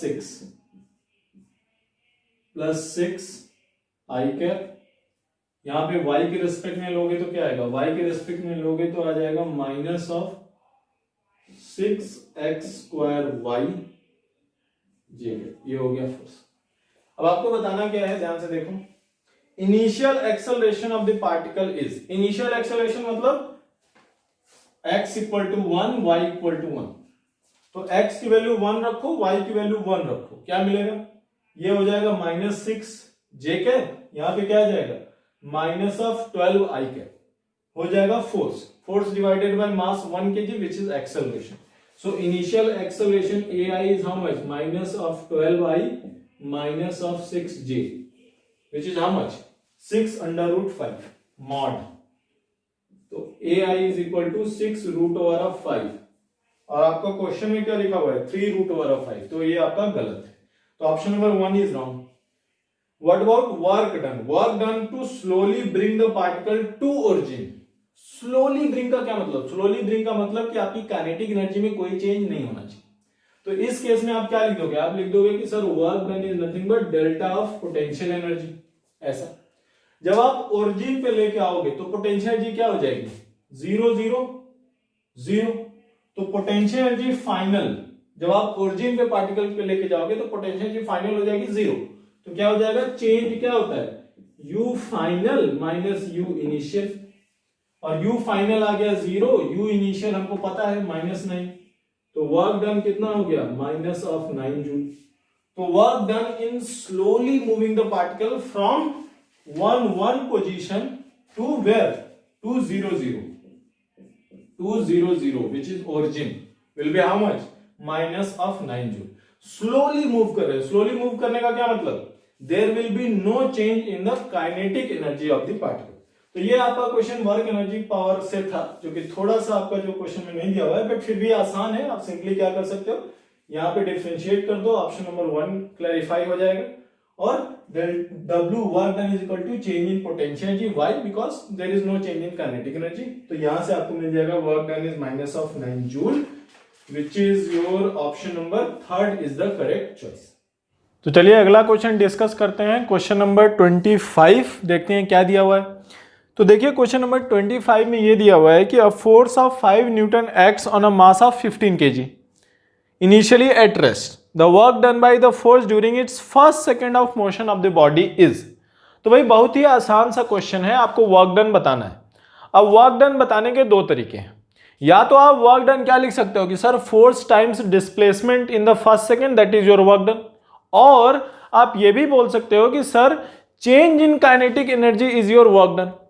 तो हम क्या करें, दोनों के लिए हमको एक्सेलरेशन चाहिए, तो क्या करें फोर्स डिवाइडेड बाय मास, तो एक्सेलरेशन हो गया आपका 5/15 that is 1/3 metre per second square, ये हो गया एक्सेलरेशन। अब यहां से आइदर हम डिस्प्लेसमेंट निकाल लें और वेलोसिटी निकाल रहे हैं, दोनों से हम वर्क डन निकाल सकते हैं। तो भाई 1 second during is first 1 second, तो फर्स्ट सेकेंड के एंड में मतलब आफ्टर 1 सेकेंड आपकी वेलोसिटी क्या होगी velocity will be equal to 1/3 multiplied by 1, that is 1/3 meter per second. That is the velocity at the end of first second. अब velocity मिल गई तो work done is nothing but change in kinetic energy. भाई initially rest पे था तो final kinetic energy कितनी हो जाएगी? Work done is equal to delta kinetic energy which is equal to half times mass. Mass कितना है? 1/3 नहीं, half times mass is 15 times final velocity का स्क्वायर, क्योंकि इनिशियल वेलोसिटी तो 0 है. So 1 divided by 9. तो ये कितना हो जाएगा? 3 से यहाँ पे मल्टीप्लाई कर दो तो ये हो जाएगा 5, ये हो जाएगा 3. सो 5 divided by 6 joule. So 5/6 joule, which is option number 2, that will be your work done in the first second from the start. चलिए अगला क्वेश्चन देखते हैं, क्वेश्चन नंबर 26. क्वेश्चन नंबर 26 में क्या हुआ है कि यहाँ पे एक रॉड है जिसका मास m है, लेंथ l है. ये रॉड को हमने 2 स्ट्रिंग से ऐसे बांध रखा है और ये इक्विलिब्रियम में है. अभी हम क्या कर रहे हैं कि इन्होंने लिखा हुआ है कि हम एक स्ट्रिंग को काट देते हैं. यहां से हमने काट दिया इसको. तो just after cutting one of the strings हमको बताना क्या है? Now the right string is snaps. What is the angular acceleration of the rod just after cutting the string? तो just after cutting the string angular acceleration बताना है. कैसे करेंगे? ध्यान से देखो. तो क्या होगा कि ये स्ट्रिंग को जब आप काट दोगे तो ये एंड क्या हो जाएगा? नीचे आने लगेगा और यहां पे आपका एक्सिस आ जाएगा. जो आपका इंस्टेंटेनियस एक्सिस है, ये पॉइंट पे आपका इंस्टेंटेनियस एक्सिस आ जाएगा. अब भाई अपना फोर्सेस क्या क्या लगेंगे? ध्यान से देखो. यहां पे आपका mg फोर्स लगेगा, यहां पे टेंशन लगेगा, लेकिन आपने एक्सिस को यहां पे मान लिया तो टेंशन का टॉर्क क्या हो जाएगा? 0. किसका टॉर्क बचेगा? mg. mg का कितना टॉर्क आएगा? mg कितनी दूरी पे है? टोटल l है, बीच में सेंटर ऑफ मास पे mg लगेगा. सो l/2 ये टोटल टॉर्क हो गया. Total torque must be equal to I times alpha. Alpha is what? Angular acceleration. वही आपको बताना है. अब I क्या होगा? भाई रॉड है और एक एंड पे आपने एक्सिस माना है तो क्या होगा? ml²/3 ये हो गया I मल्टीप्लाइड बाई अल्फा. यही आपका क्या है? Angular acceleration. सो मास को कैंसिल कर दो, L को कैंसिल कर दो. अल्फा क्या हो गया आपका? 3g divided by twice of L. तो angular acceleration of the rod just after cutting the right string, snipping the right string is 3g/12 which is option number 1 is your correct choice. अगला question देखते हैं, question number 27. Question number 27 में क्या दिया हुआ है? The moment of inertia of a thin square plate ABCD. एक square plate है, यहां पे हम ABCD लिख देते हैं, ABC एंड D. अब ये यहाँ पे 4 एक्सिस लिखे हुए हैं. एक एक्सिस ऐसे है, ये दूसरा एक्सिस, ये थर्ड एक्सिस, ये फोर्थ एक्सिस. अब बताना ये है कि uniform thickness passing through centre O and perpendicular to plane of plane is not given by. मतलब जो 4 ऑप्शन हैं, 4 जो ऑप्शन है उसमें से कौन सा ऑप्शन प्लेट का moment of inertia around this axis नहीं देगा? ध्यान से देखो क्या लिखा है. Moment of inertia of a thin square plate ABCD of uniform thickness about an axis passing through the centre O and perpendicular to the plane. तो ये भाई ये प्लेन है, ये एक्सिस हो गया passing through O and perpendicular to the plane. तो ये एक्सिस पे जो हमारा मोमेंट ऑफ इनर्शिया होगा वो आउट ऑफ द 4 ऑप्शन कौन से ऑप्शन में ट्रू नहीं होगा? तो भाई आपको पता है कि इन दिस केस हम I1 इक्वल टू I2 लिख सकते हैं एंड I3 इक्वल I4 लिख सकते हैं and all of them are equal to each other. तो क्या होगा? I1 equals I2 equals I3 equals I4 and I1 I2 पे आप क्या कर सकते हो? I1 I2 पे आप परपेंडिकुलर एक्सिस थ्योरम लगा सकते हो. तो क्या हो जाएगा? Moment of inertia will be equal to I1 plus I2. Same चीज आप I3 और I4 perpendicular to each other हैं, so equals to I3 plus I4. But आपका जो I2 है वो I3 के इक्वल है, तो आप ऐसा भी लिख सकते हो कि I is equal to I2 plus I3. Even दो I2 और I3 में 90 डिग्री एंगल नहीं है बट उनका वैल्यू सेम है. दैट इज वाई आप ऐसे लिख सकते हो. इसको परपेंडिकुलर एक्सिस थ्योरम से कंफ्यूज नहीं करेंगे. यहाँ पे हम परपेंडिकुलर एक्सिस थ्योरम नहीं लगा रहे, हम परपेंडिकुलर एक्सिस थ्योरम नहीं लगा सकते। क्यों? क्योंकि I2 और I3 के बीच में 90 डिग्री एंगल नहीं है। बट सिंस दोनों का वैल्यूज इन दोनों के वैल्यूज के सेम है, हम क्या लिख सकते हैं, I2 प्लस I3 लिख सकते हैं। तो यहां से आप ये भी लिख सकते हो I is equal to what, I1 plus I4। तो ये चारों पॉसिबिलिटीज हैं। तो आपके ऑप्शन में ऑप्शन नंबर 1, 2, 3 जो पॉसिबिलिटी है वो करेक्ट है। I1 plus I2, I3 plus I4, I1 plus I3 सब में सही होगा, क्योंकि देखो ये चारों एक दूसरे के इक्वल हैं। तो एनी टू कॉम्बिनेशन को आप ऐड कर दो, आपका मोमेंट ऑफ इनर्शिया मिलेगा। बट फोर्थ ऑप्शन जो दिया हुआ है उन्होंने चारों को ऐड कर दिया है, तो चारों को ऐड कर देंगे तो हमको मोमेंट ऑफ इनर्शिया नहीं मिलेगा। चारों को ऐड करने से I1 plus I2 plus I3 plus I4, ऐसा करने से हमको twice of moment of inertia about this axis मिलेगा। तो आपका जो फोर्थ ऑप्शन है दैट इज रॉन्ग। तो चलिए अगला क्वेश्चन डिस्कस करते हैं, क्वेश्चन नंबर 28। क्वेश्चन नंबर 28 में क्या लिखा हुआ है, the potential energy between two atoms in a molecule is given as A by x power 12 minus B by x power 6, where A and B are positive constants and x is the distance between two atoms। तो दो atom ही हैं, उनके बीच का potential energy है। पूछ रहे हैं कि the atom is in stable equilibrium when, तो मतलब एटम्स के बीच का डिस्टेंस कितना हो कि वो स्टेबल इक्विलिब्रियम में हो जाए। तो क्या करोगे भाई, आपको पता है कि स्टेबल इक्विलिब्रियम में होने के लिए पोटेंशियल एनर्जी क्या होनी चाहिए, मिनिमम होनी चाहिए।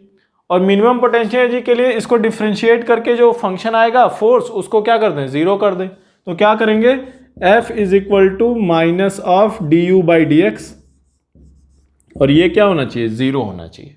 तो डिफरेंशिएट करो, कितना आएगा, माइनस ऑफ, इसको डिफरेंशिएट करेंगे तो क्या आएगा, minus of 12a divided by x power 13 plus 6b divided by x power 7, and this total must be equal to 0 for the stable equilibrium condition। तो यहां से क्या आ जाएगा, यहां से आपका आ जाएगा क्या, 12a by x power 13 should be equal to 6b divided by x power 7। तो यहां से हम सॉल्व कर लेंगे, हमको क्या मिल जाएगा, x is equal to 6 root, मतलब 6 रूट मतलब x power 6 is equal to क्या आ जाएगा, 2a बाई बी। तो x is equal to 2a by b power 1 by 6 which is 6th root. तो x is equal to 6th root of 2a by b, उतना distance होगा दोनों atoms के बीच में, तो वो क्या होगा, मॉलिक्यूल जो है वो स्टेबल इक्विलिब्रियम में रहेगा। सो आपका option number 4th is the correct choice. Question number 29 देखते हैं। क्वेश्चन नंबर 29 में क्या दिया हुआ है कि एक रॉड है, उसको दो स्ट्रिंग से हमने यहां पे हैंग कर रखा है। एक स्ट्रिंग T2 जो है वो एकदम किनारे पे अटैच है, दूसरी स्ट्रिंग इस किनारे से 3l/4 डिस्टेंस पे अटैच है, और total length of the rod is l। अब हमको करना क्या है, यहां पे हमको ये बताना है कि ये जो T1 T2 है उसमें रेशियो क्या होगा, T1/T2। तो क्या करेंगे हम, बहुत ही आसान सा है, ऐसे क्वेश्चन आपने क्लास में जरूर किए होंगे। क्या करते हैं हम, इसमें हम रोटेशनल इक्विलिब्रियम लगाते हैं, और इक्विलिब्रियम लगा के हम T1 T2 का रेशियो निकाल सकते हैं। तो तीसरा फोर्स भी है यहां पे, तीसरा फोर्स क्या है, mg। तो पहले क्या करेंगे, पहले हम एक्सिस को यहां पे मान लेंगे। जब एक्सिस को यहां पे मान लोगे तो T1 का टॉर्क क्या हो जाएगा, 0। तो इक्विलिब्रियम कैसे मिलेगा, T2 कितने दूरी पे लग रहा है, 3l/4। T2 3l/4 एक्सिस से डिस्टेंस पे लग रहा है, तो T2 times 3l/4 is equal to mg times mg आपका एक्सिस से कितने डिस्टेंस पे आएगा, l/4 पे, ऐसा। तो यहां से आपको मिल गया क्या, यहां से आपको मिल गया T2 is equal to mg/3, ये मिल गया T2। सेम वे में हम T1 निकाल सकते हैं, क्या करेंगे, एक्सिस को यहां पे मान लेंगे। जब एक्सिस को यहां पे मान लोगे तो क्या हो जाएगा, ध्यान से देखो, T1 times 3l/4 which will be equal to mg कितना दूरी पे लगेगा, l/2, mg टाइम्स l/2, ऐसा। तो ये कैंसिल हो गया कितना, 2 बार, तो आपका T1 क्या हो गया, T1 हो गया क्या, ट्वाइस mg/3, ये हो गया T1। तो यहां से T1 twice mg/3 and T2 mg/3। So T1/T2 simply कितना आ गया, T1/T2 इज इक्वल टू 2/1, और 2 रेशियो 1। तो T1/T2 आपका 2:1 हो गया, विच is option number 3 will be your correct choice. Next is question number 30, देखते हैं क्या लिखा हुआ है। ये क्वेश्चन नंबर 30 में है कि एक मास m और लेंथ l का रॉड है, और वो रॉड को हमने क्या किया, बीच में से बेंड कर दिया ऐसे थीटा एंगल पे, और ये जहां पे बेंड किया है यहां पे ये हो गया हमारा एक्सिस। अब हमको बताना ये है कि ये एक्सिस के अबाउट आपका जो मोमेंट ऑफ इनर्शिया होगा वो कितना होगा। तो बहुत ही आसान है, कैसे करेंगे भाई, आपने ये क्वेश्चन किया होगा, लेकिन हम ये थीटा का यहाँ पे क्या सिग्निफिकेंस है वो फाइंड आउट करने के लिए चलिए हम निकाल लेते हैं। तो जब भी मोर देन वन बॉडीज आती है तो आप क्या करते हो, एवरी बॉडीज का इंडिविजुअली निकाल के ऐड कर देते हो। तो इसका मोमेंट ऑफ इनर्शिया क्या लिखोगे, m/2 मास लेंथ का स्क्वायर ml² डिवाइडेड बाई 3। ये हो गया moment of inertia of one part. दूसरे पार्ट का भी इतना ही होगा, तो क्या करें, मल्टीप्लाइड बाई 2 कर दें।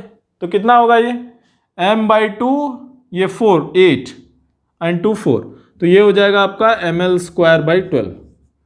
तो क्या आ रहा है, ये मोमेंट ऑफ इनर्शिया ml²/12 आ रहा है, मीनिंग कि ये थीटा एंगल चाहे जो भी हो उसका आपके मोमेंट ऑफ इनर्शिया पे फर्क नहीं पड़ता। आपने इसका एक स्टैंडर्ड केस देखा होगा, आपको जरूर याद होगा कि एक स्ट्रेट रॉड है, स्ट्रेट रॉड में मिडिल पॉइंट के अबाउट मोमेंट ऑफ इनर्शिया क्या होता है, ऐसे ml²/12। उस केस में थीटा कितना हो गया, 180 डिग्री हो गया।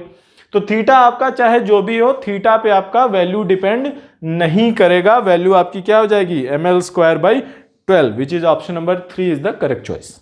चलिए नेक्स्ट क्वेश्चन करते हैं, क्वेश्चन नंबर 31। क्या दिया हुआ है, 3 rings of mass m and radius r so placed that they touch each other। तो 3 रिंग्स हैं, तीनों का मास m है, रेडियस r है, वो ऐसे रखी हुई हैं कि टच कर रही हैं। The radius of gyration of system, gyration भी कई लोग बोलते हैं, radius of gyration of the system about the axis as shown in the figure is. तो यहाँ पे ये क्या है, ये एक्सिस है, और हमको क्या निकालना है, रेडियस ऑफ जायरेशन। तो कैसे करेंगे, सबसे पहले मोमेंट ऑफ इनर्शिया निकाल लो, कितना आएगा भाई, रिंग है तो रिंग का ऐसे मोमेंट ऑफ इनर्शिया क्या होगा, mr²/2। तो ये वाले रिंग का क्या हो गया, ये वाले रिंग का हो गया mr²/2 प्लस ये वाले रिंग का क्या होगा भाई, देखो ये एक्सिस पे mr²/2 सेंटर से पास होके, सेंटर ऑफ मास से, और यहां पे पैरेलल एक्सिस थ्योरम लगा दोगे। सो mr²/2 plus mr² which is 3/2 mr²। सो ये हो गया 3/2 mr², और इन दोनों का सेम होगा, सो मल्टीप्लाइड बाई 2। सो ये हो गया mr²/2 प्लस 3mr²। सो mr²/2 प्लस 3mr² कितना हो जाएगा, 7 mr²/2। ये हो गया मोमेंट ऑफ इनर्शिया। और मोमेंट ऑफ इनर्शिया को हम क्या लिखते हैं, mass times k² which is radius of gyration. So यहाँ पे ध्यान देना, यहाँ पे गलती बहुत लोगों से क्या होगा कि जब आप यहाँ पे moment of inertia equal to mass times radius of gyration लिखोगे तो मास हम तीनों का मास मिला के लिखेंगे, एक रिंग का मास नहीं लिखेंगे। सो हम लिखेंगे 3 टाइम्स मास टाइम्स k²। कई बुक्स में g भी लिखा होता है, नो प्रॉब्लम। सो यहाँ पे मास से मास हो गया कैंसिल, तो k इज इक्वल टू क्या आ गया, 7/6 r√7/6। ये हो गया आपका radius of gyration, r√7/6 which is option number 4 is the correct choice.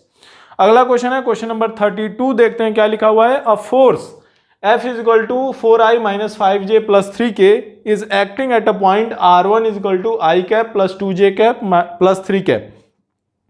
Torque acting about a point r2 equals 3i minus 2j minus 3k is।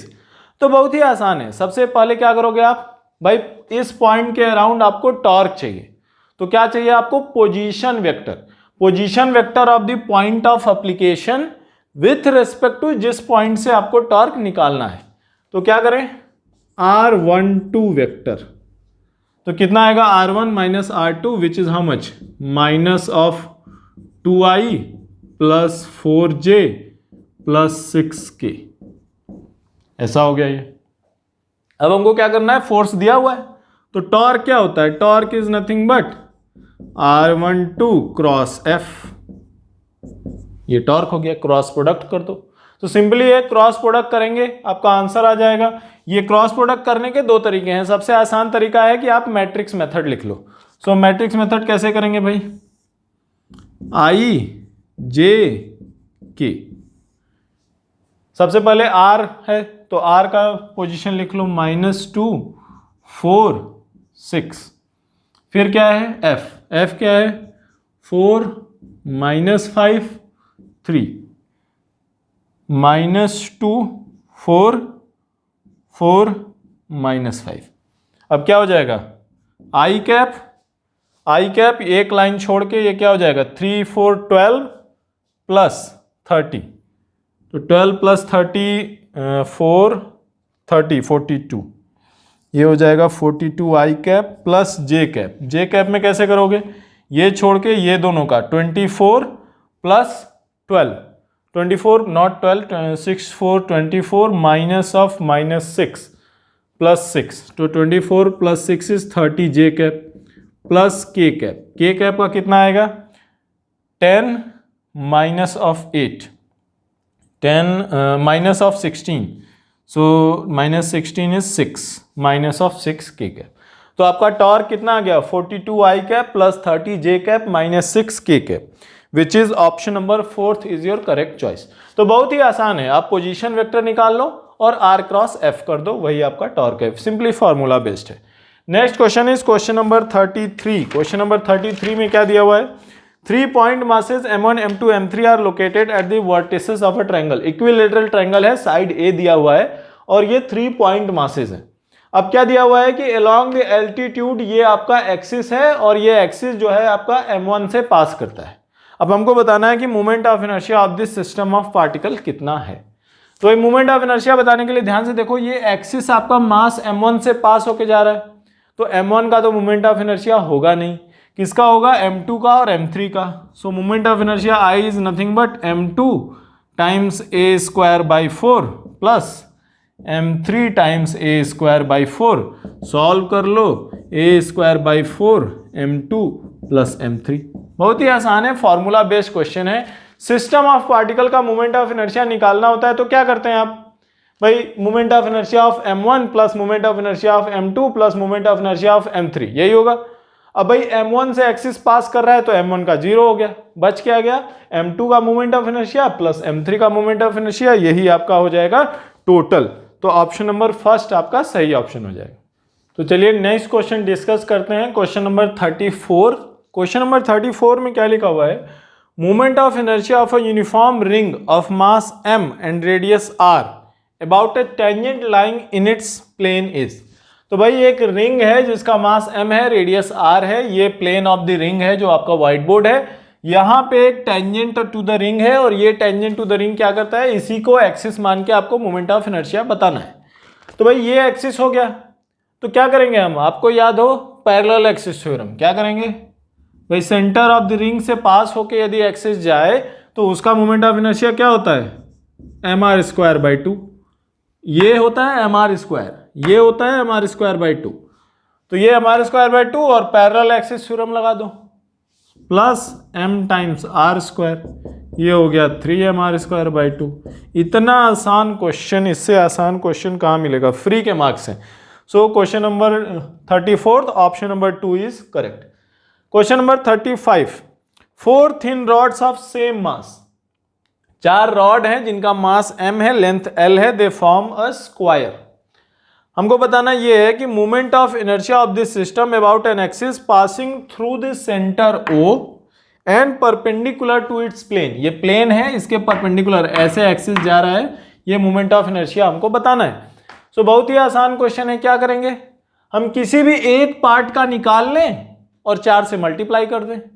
तो एक part का कैसे निकालोगे भाई, ये आपका है एक्सिस, तो भाई आपको पता है कि moment of inertia of the rod if axis passing through the middle of the rod, तो यहां पे होता तो क्या लिखते हैं ml स्क्वायर बाई 12 नॉट 3 आपका यहां होता है ml square by 12, so ml square by 12 plus parallel axis theorem, तो भाई ये टोटल l है, तो ये कितना हो जाएगा, यहां से यहां तक का डिस्टेंस l बाई 2 हो जाएगा, सो ml स्क्वायर बाई 4, ये हो गया moment of inertia of one part, one arm, multiplied by 4 कर दो, तो ये कितना हो जाएगा 4 3 12 3 4, सो ml square by 3, ml square by 3 multiplied by 4, 4 ml square by 3 will be moment of inertia of this system about this axis.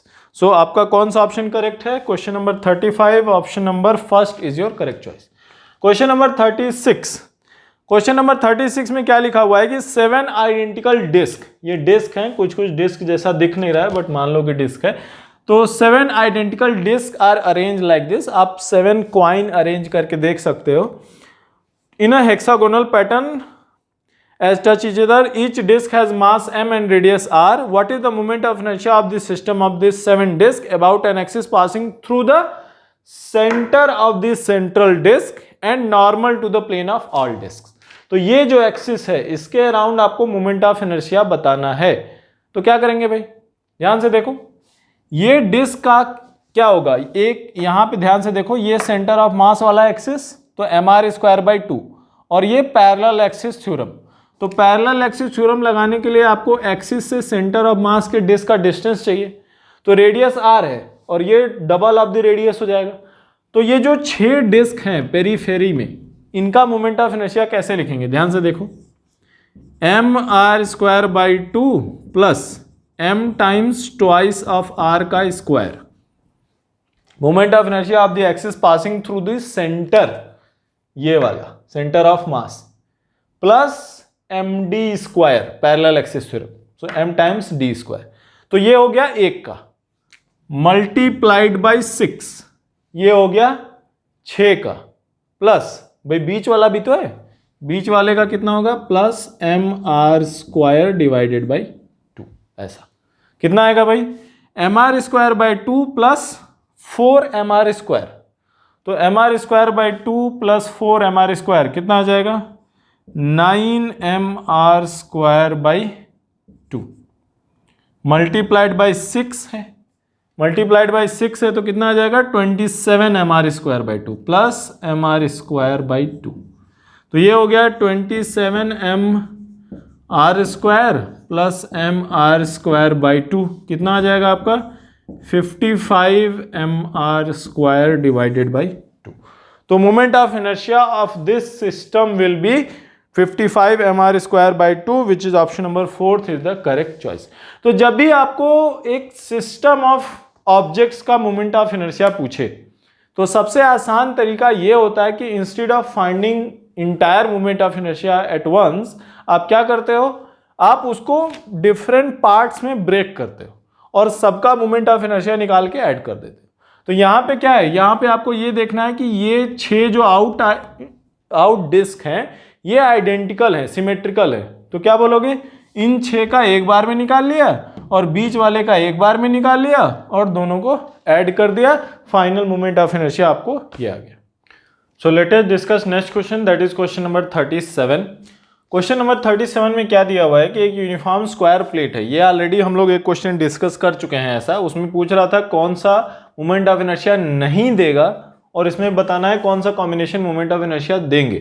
तो यहाँ पे क्या है कि ये स्क्वायर प्लेट है और ये आपको एक्सिस दे रखे हैं, तो दिस एक्सिस के around moment of inertia I1 है, दिस एक्सिस के अराउंड I2 है, ये I4 है और ये वाला I3 है। ऐसा एक ऑलरेडी क्वेश्चन हमने देखा है। अब क्वेश्चन में पूछ रहे हैं कि out of the given 4 option which one of them will represent moment of inertia of this square plate about this axis, axis passing through the centre and perpendicular to the plane of the plate. तो ऐसा हमने देखा है कि हम यहाँ पे क्या कर सकते हैं, परपेंडिकुलर एक्सिस थ्योरम लगा सकते हैं। ये ध्यान से देखिए, I1 और I2 जो हैं वो परपेंडिकुलर टू ईच अदर हैं, तो हम क्या लिख सकते हैं कि moment of inertia of this plate around this axis will be I equals I1 plus I2, ऐसा लिख सकते हैं। उसी तरह से हम क्या कर सकते हैं, ध्यान से देखिए, I3 और I4 जो है they are perpendicular to each other, तो हम यहाँ पे ये भी लिख सकते हैं कि moment of inertia is equal to I3 plus I4 like this. And since I1 और I2 सिमेट्रिकल है तो हम क्या लिख देंगे, I1 equals to I2 equals I by 2। उसी तरह से I3 और I4 क्या है, सिमेट्रिकल टू ईच अदर है, तो हम क्या लिख सकते हैं, I3 equals I4 equals I/2। तो यहां से आप ध्यान से देखो तो I1 equals I2 equals I3 equals I4। तो हम क्या कर सकते हैं कि I1 I2 I3 I4 का एनी टू कॉम्बिनेशन ले लें, मतलब I1 प्लस I3 कर देंगे वो भी I के इक्वल हो जाएगा, I2 प्लस I3 कर देंगे वो भी I के इक्वल हो जाएगा, I2 प्लस I4 कर दें वो भी I के इक्वल है, I4 प्लस I1 कर दें वो भी I के इक्वल है। सो इवन दो आप I2 और I3 के साथ मोमेंट ऑफ इनर्शिया में परपेंडिकुलर एक्सिस थ्योरम नहीं लगा सकते, बट सिंस इन दोनों का मैग्नीट्यूड सेम है, आप क्या कर सकते हो, दोनों को जस्ट क्या कर दो, ऐड कर दो, और ऐड करने से आपको मिल जाएगा क्या, उनका मोमेंट ऑफ इनर्शिया मिल जाएगा प्लेट का अराउंड दिस एक्सिस। तो आपके जो ऑप्शन दिए हुए हैं, first option is I1 plus I2 that is correct, second is I3 plus I4 correct, third is I1 plus I3। ध्यान रखिएगा बच्चे गलती क्या करेंगे, बच्चे गलत ये करेंगे कि सर I1 और I3 में परपेंडिकुलर एक्सिस थ्योरम तो लगेगा नहीं, और जब परपेंडिकुलर एक्सिस थ्योरम लगेगा नहीं तो वो मोमेंट ऑफ इनर्शिया कैसे होगा।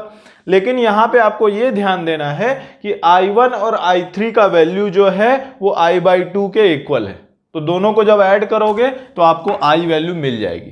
तो हमको थर्ड ऑप्शन भी करेक्ट बोलना है, तो fourth option is all of this. तो fourth option is correct, that is आप कोई भी दो कॉम्बिनेशन ले लो, it will give you moment of inertia. अगला क्वेश्चन है क्वेश्चन नंबर 38। नाउ इफ आप ध्यान से देखो 38 और आपका 37 सिमिलर है, ध्यान से देखिए, हम इसको I1 बोले और इसको I4 है, तो दोनों के बीच का एंगल कितना है, फॉर एग्जांपल यहाँ पे 45 डिग्री है, लेकिन फिर भी I1 और I4 क्या है, एक दूसरे इक्वल है, I1 equals to I4 equals to I/2, यहां से ऐसे I/2। सो क्या ये जो थीटा एंगल है, ध्यान से देखिए, I1 I2 की बात करें तो थीटा क्या हो जाएगा 90, I1 I3 की बात करें तो थीटा 135 हो जाएगा। तो क्या ये थीटा पे डिपेंड करता है, क्या ये थीटा पे डिपेंड कर रहा है, नहीं। I1 को हम यहां ध्यान से देखिए, I1 की जगह पे यहां क्या हो गया I, यहां पे ये जो CD एंगल है वो क्या हो गया, CD लाइन जो है यहां पे I'/I4 हो गया, और ये थीटा हो गया, थीटा 45 है तो I4 मिला, और I1 I4 के इक्वल है, थीटा 90 है तो I2 मिला, और I1 I2 के इक्वल है, और यहां पे ध्यान से देखिए क्या, थीटा 135 ले लें तो I3 मिला, और I1 I3 के इक्वल है। तो थीटा क्या होता है उससे हमारा फर्क नहीं पड़ता।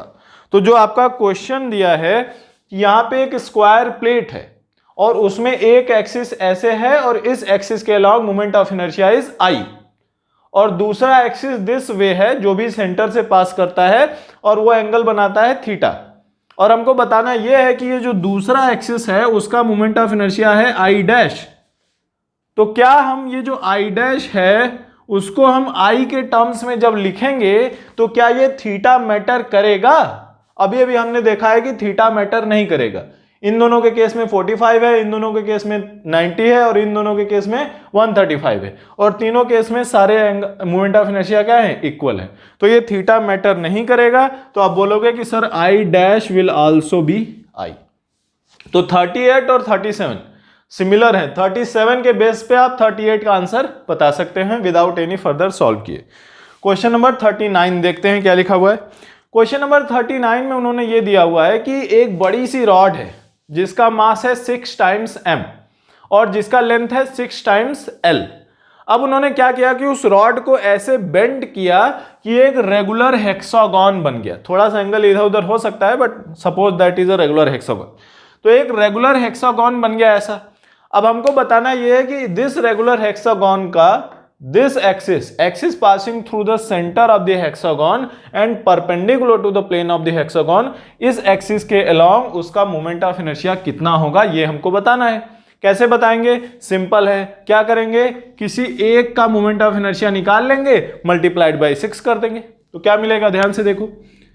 रेगुलर हेक्सागन में क्या होता है कि ये हो जाएगा आपका क्या, इक्विलेटरल ट्रायंगल। अब ये जब इक्विलेटरल ट्रायंगल हो गया, ध्यान से देखिए, सेंटर से सेंटर ऑफ दिस ब्रांच का डिस्टेंस कितना होगा।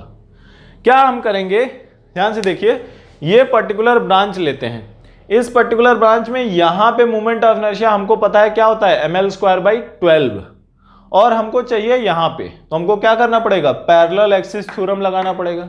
तो क्या बोलेंगे हम, सर ये हो गया ml²/12 प्लस md² होता है, और d की वैल्यू क्या लिखोगे, सर ये वैल्यू तो l के इक्वल होगी, ये टोटल 60 है तो हाफ उसका 30 हो जाएगा, तो ये हो जाएगा l cos 30।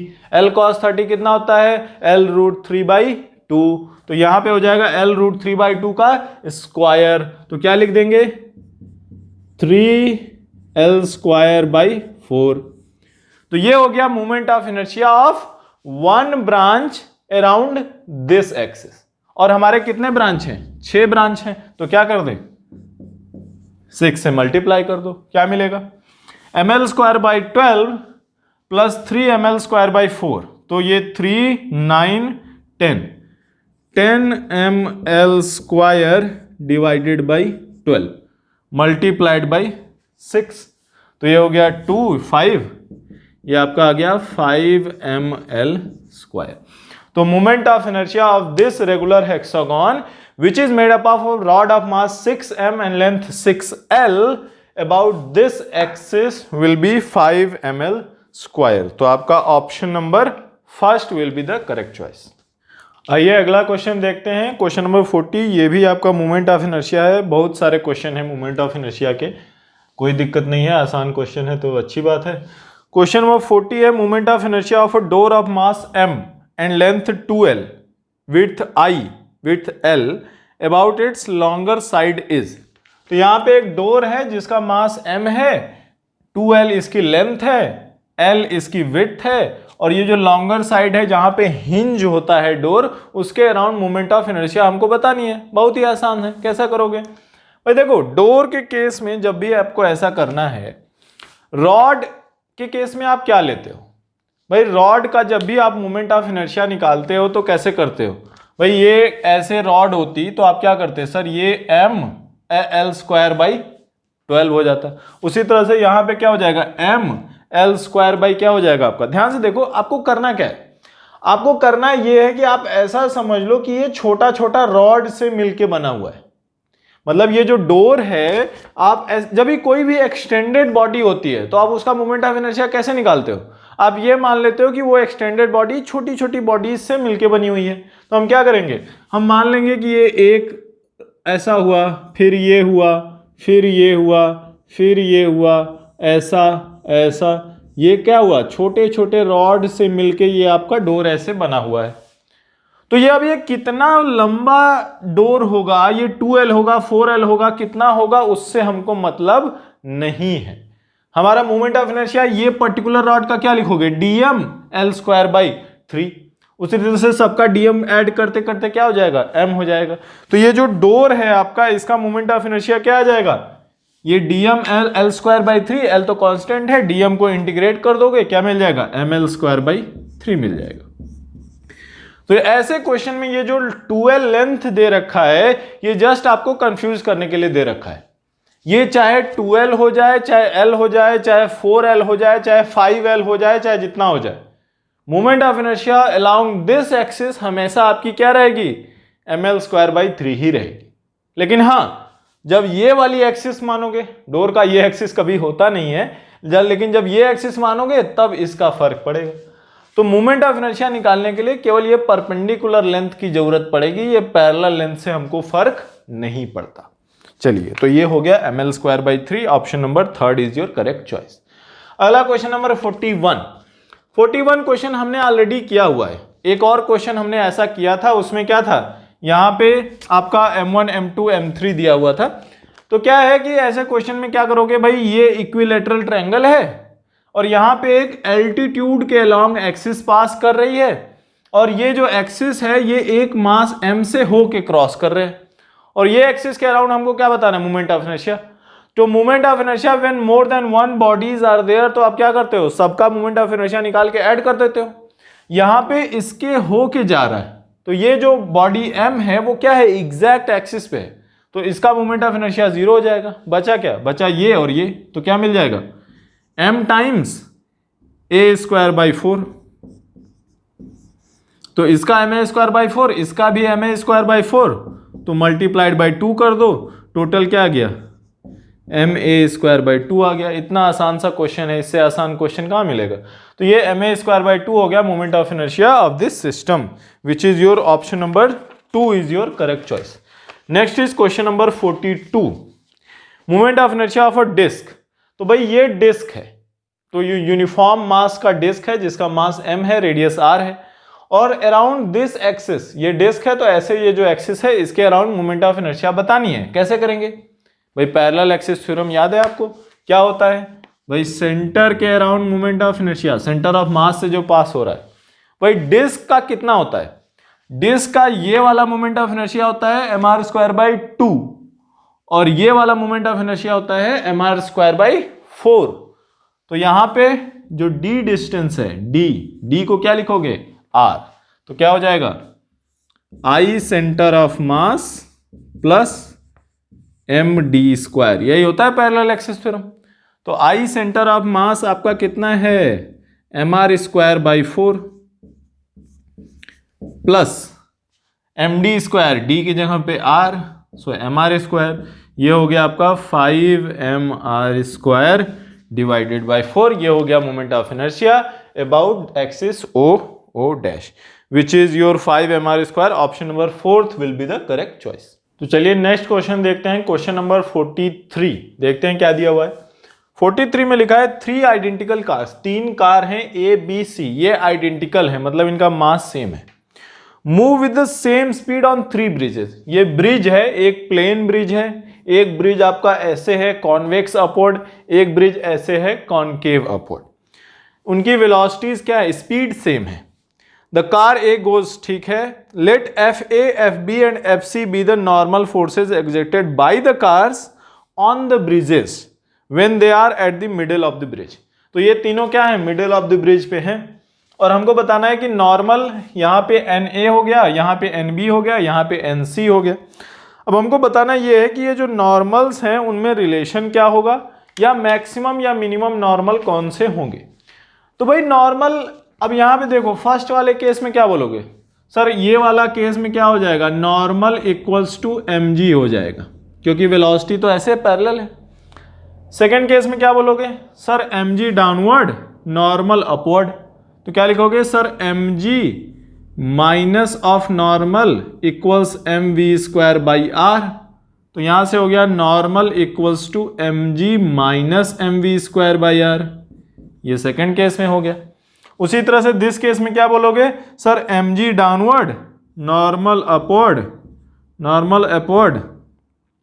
mg डाउनवर्ड, तो क्या हो जाएगा normal minus mg is equal to mv²/r, और यहां से आपका मिल जाएगा normal is equal to mg plus mv²/r।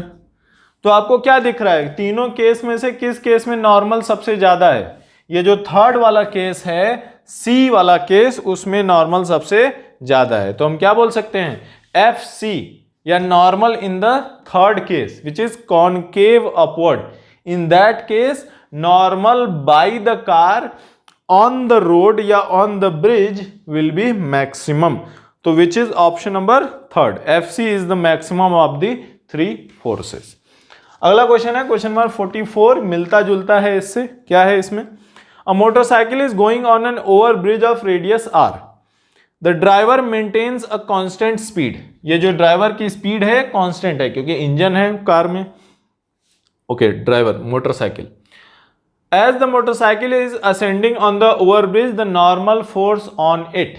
मतलब भाई ये मोटरसाइकिल जो है वो धीरे धीरे ऊपर जा रही है विथ कांस्टेंट स्पीड। तो जैसे जैसे हम ऊपर जाएंगे जो नॉर्मल होगा उस पर क्या फर्क पड़ेगा, ऐसा क्वेश्चन आपने जरूर क्लास में किया होगा, फिर भी हम बता देते हैं कि यहाँ पे क्या है। देखो कैसे करेंगे, यहाँ पे हो गया आपका नॉर्मल, ठीक है, और देखो ये थीटा है, इस डायरेक्शन में mg है, तो ये क्या हो जाएगा, ये हो जाएगा आपका mg cos theta, this direction में mg sin थीटा। और सेंट्रीपिटल फोर्स रिक्वायर्ड है, तो क्या लिखोगे? आप लिखोगे कि सर mg cos थीटा इधर माइनस नॉर्मल अपवर्ड लग रहा है, तो हम क्या बोल दें? mg cos theta minus of normal which is equal to mv square divided by r। ऐसा हो गया, क्योंकि भाई सेंट्रीपिटल फोर्स इधर लगना चाहिए। कितना लगेगा? mv स्क्वायर बाई r के इक्वल लगेगा, क्योंकि v तो कांस्टेंट है। तो इधर mg cos थीटा, अपवर्ड में नॉर्मल, तो mg cos theta minus normal which is equal to mv square divided by r। तो यहां से आपको नॉर्मल क्या मिल जाएगा? नॉर्मल मिल जाएगा sir, normal is nothing but mg cos theta minus of mv square divided by r। ऐसा हो गया नॉर्मल। अब हमको बताना ये है, ध्यान से देखो, कि जैसे जैसे आपका मोटरसाइकिल ऊपर जाता है, as the motorcycle is ascending on the overbridge the normal force on it, तो जैसे जैसे हम ऊपर जाएंगे थीटा एंगल क्या होता जाएगा? छोटा होता जाएगा। और जैसे जैसे थीटा छोटा होगा कॉस थीटा की वैल्यू क्या होती है? इंक्रीज होती है। As the theta decreases value of cos theta increases, तो ये वैल्यू बढ़ेगी और ये वैल्यू तो कांस्टेंट है क्योंकि उसकी स्पीड कांस्टेंट है। तो as the motorcycle goes up, आपका वैल्यू ऑफ नॉर्मल क्या होगा? इंक्रीज होगा। So as the motorcycle goes up normal increases. तो ऑप्शन नंबर क्या है? Option number first will be your correct choice. अगला क्वेश्चन देखते हैं, क्वेश्चन नंबर 45। क्वेश्चन नंबर 45 में क्या है? अ coin placed on a rotating turn table, एक रोटेटिंग टेबल है, ओमेगा स्पीड से रोटेट कर रही है और उस पे 4 सेंटीमीटर की डिस्टेंस पे सेंटर से आपका एक कॉइन रखा हुआ है। जस्ट स्लिप्स, तो एक 4 सेंटीमीटर की डिस्टेंस पे रखेंगे तो वो जस्ट स्लिप करता है। मतलब जस्ट स्लिप करने वाले कंडीशन में क्या बताओगे? कि जो फ्रिक्शन लग रहा है वो आपका मैक्सिमम हो जाएगा, लिमिटिंग फ्रिक्शन हो जाएगा। फिर ये पूछ रहे हैं कि if the angular velocity of the turn table is doubled, मतलब ओमेगा को हम ट्वाइस ओमेगा कर दें, then at what distance it will just slip, तो एट व्हाट डिस्टेंस आपका limiting friction will be able to provide centripetal force.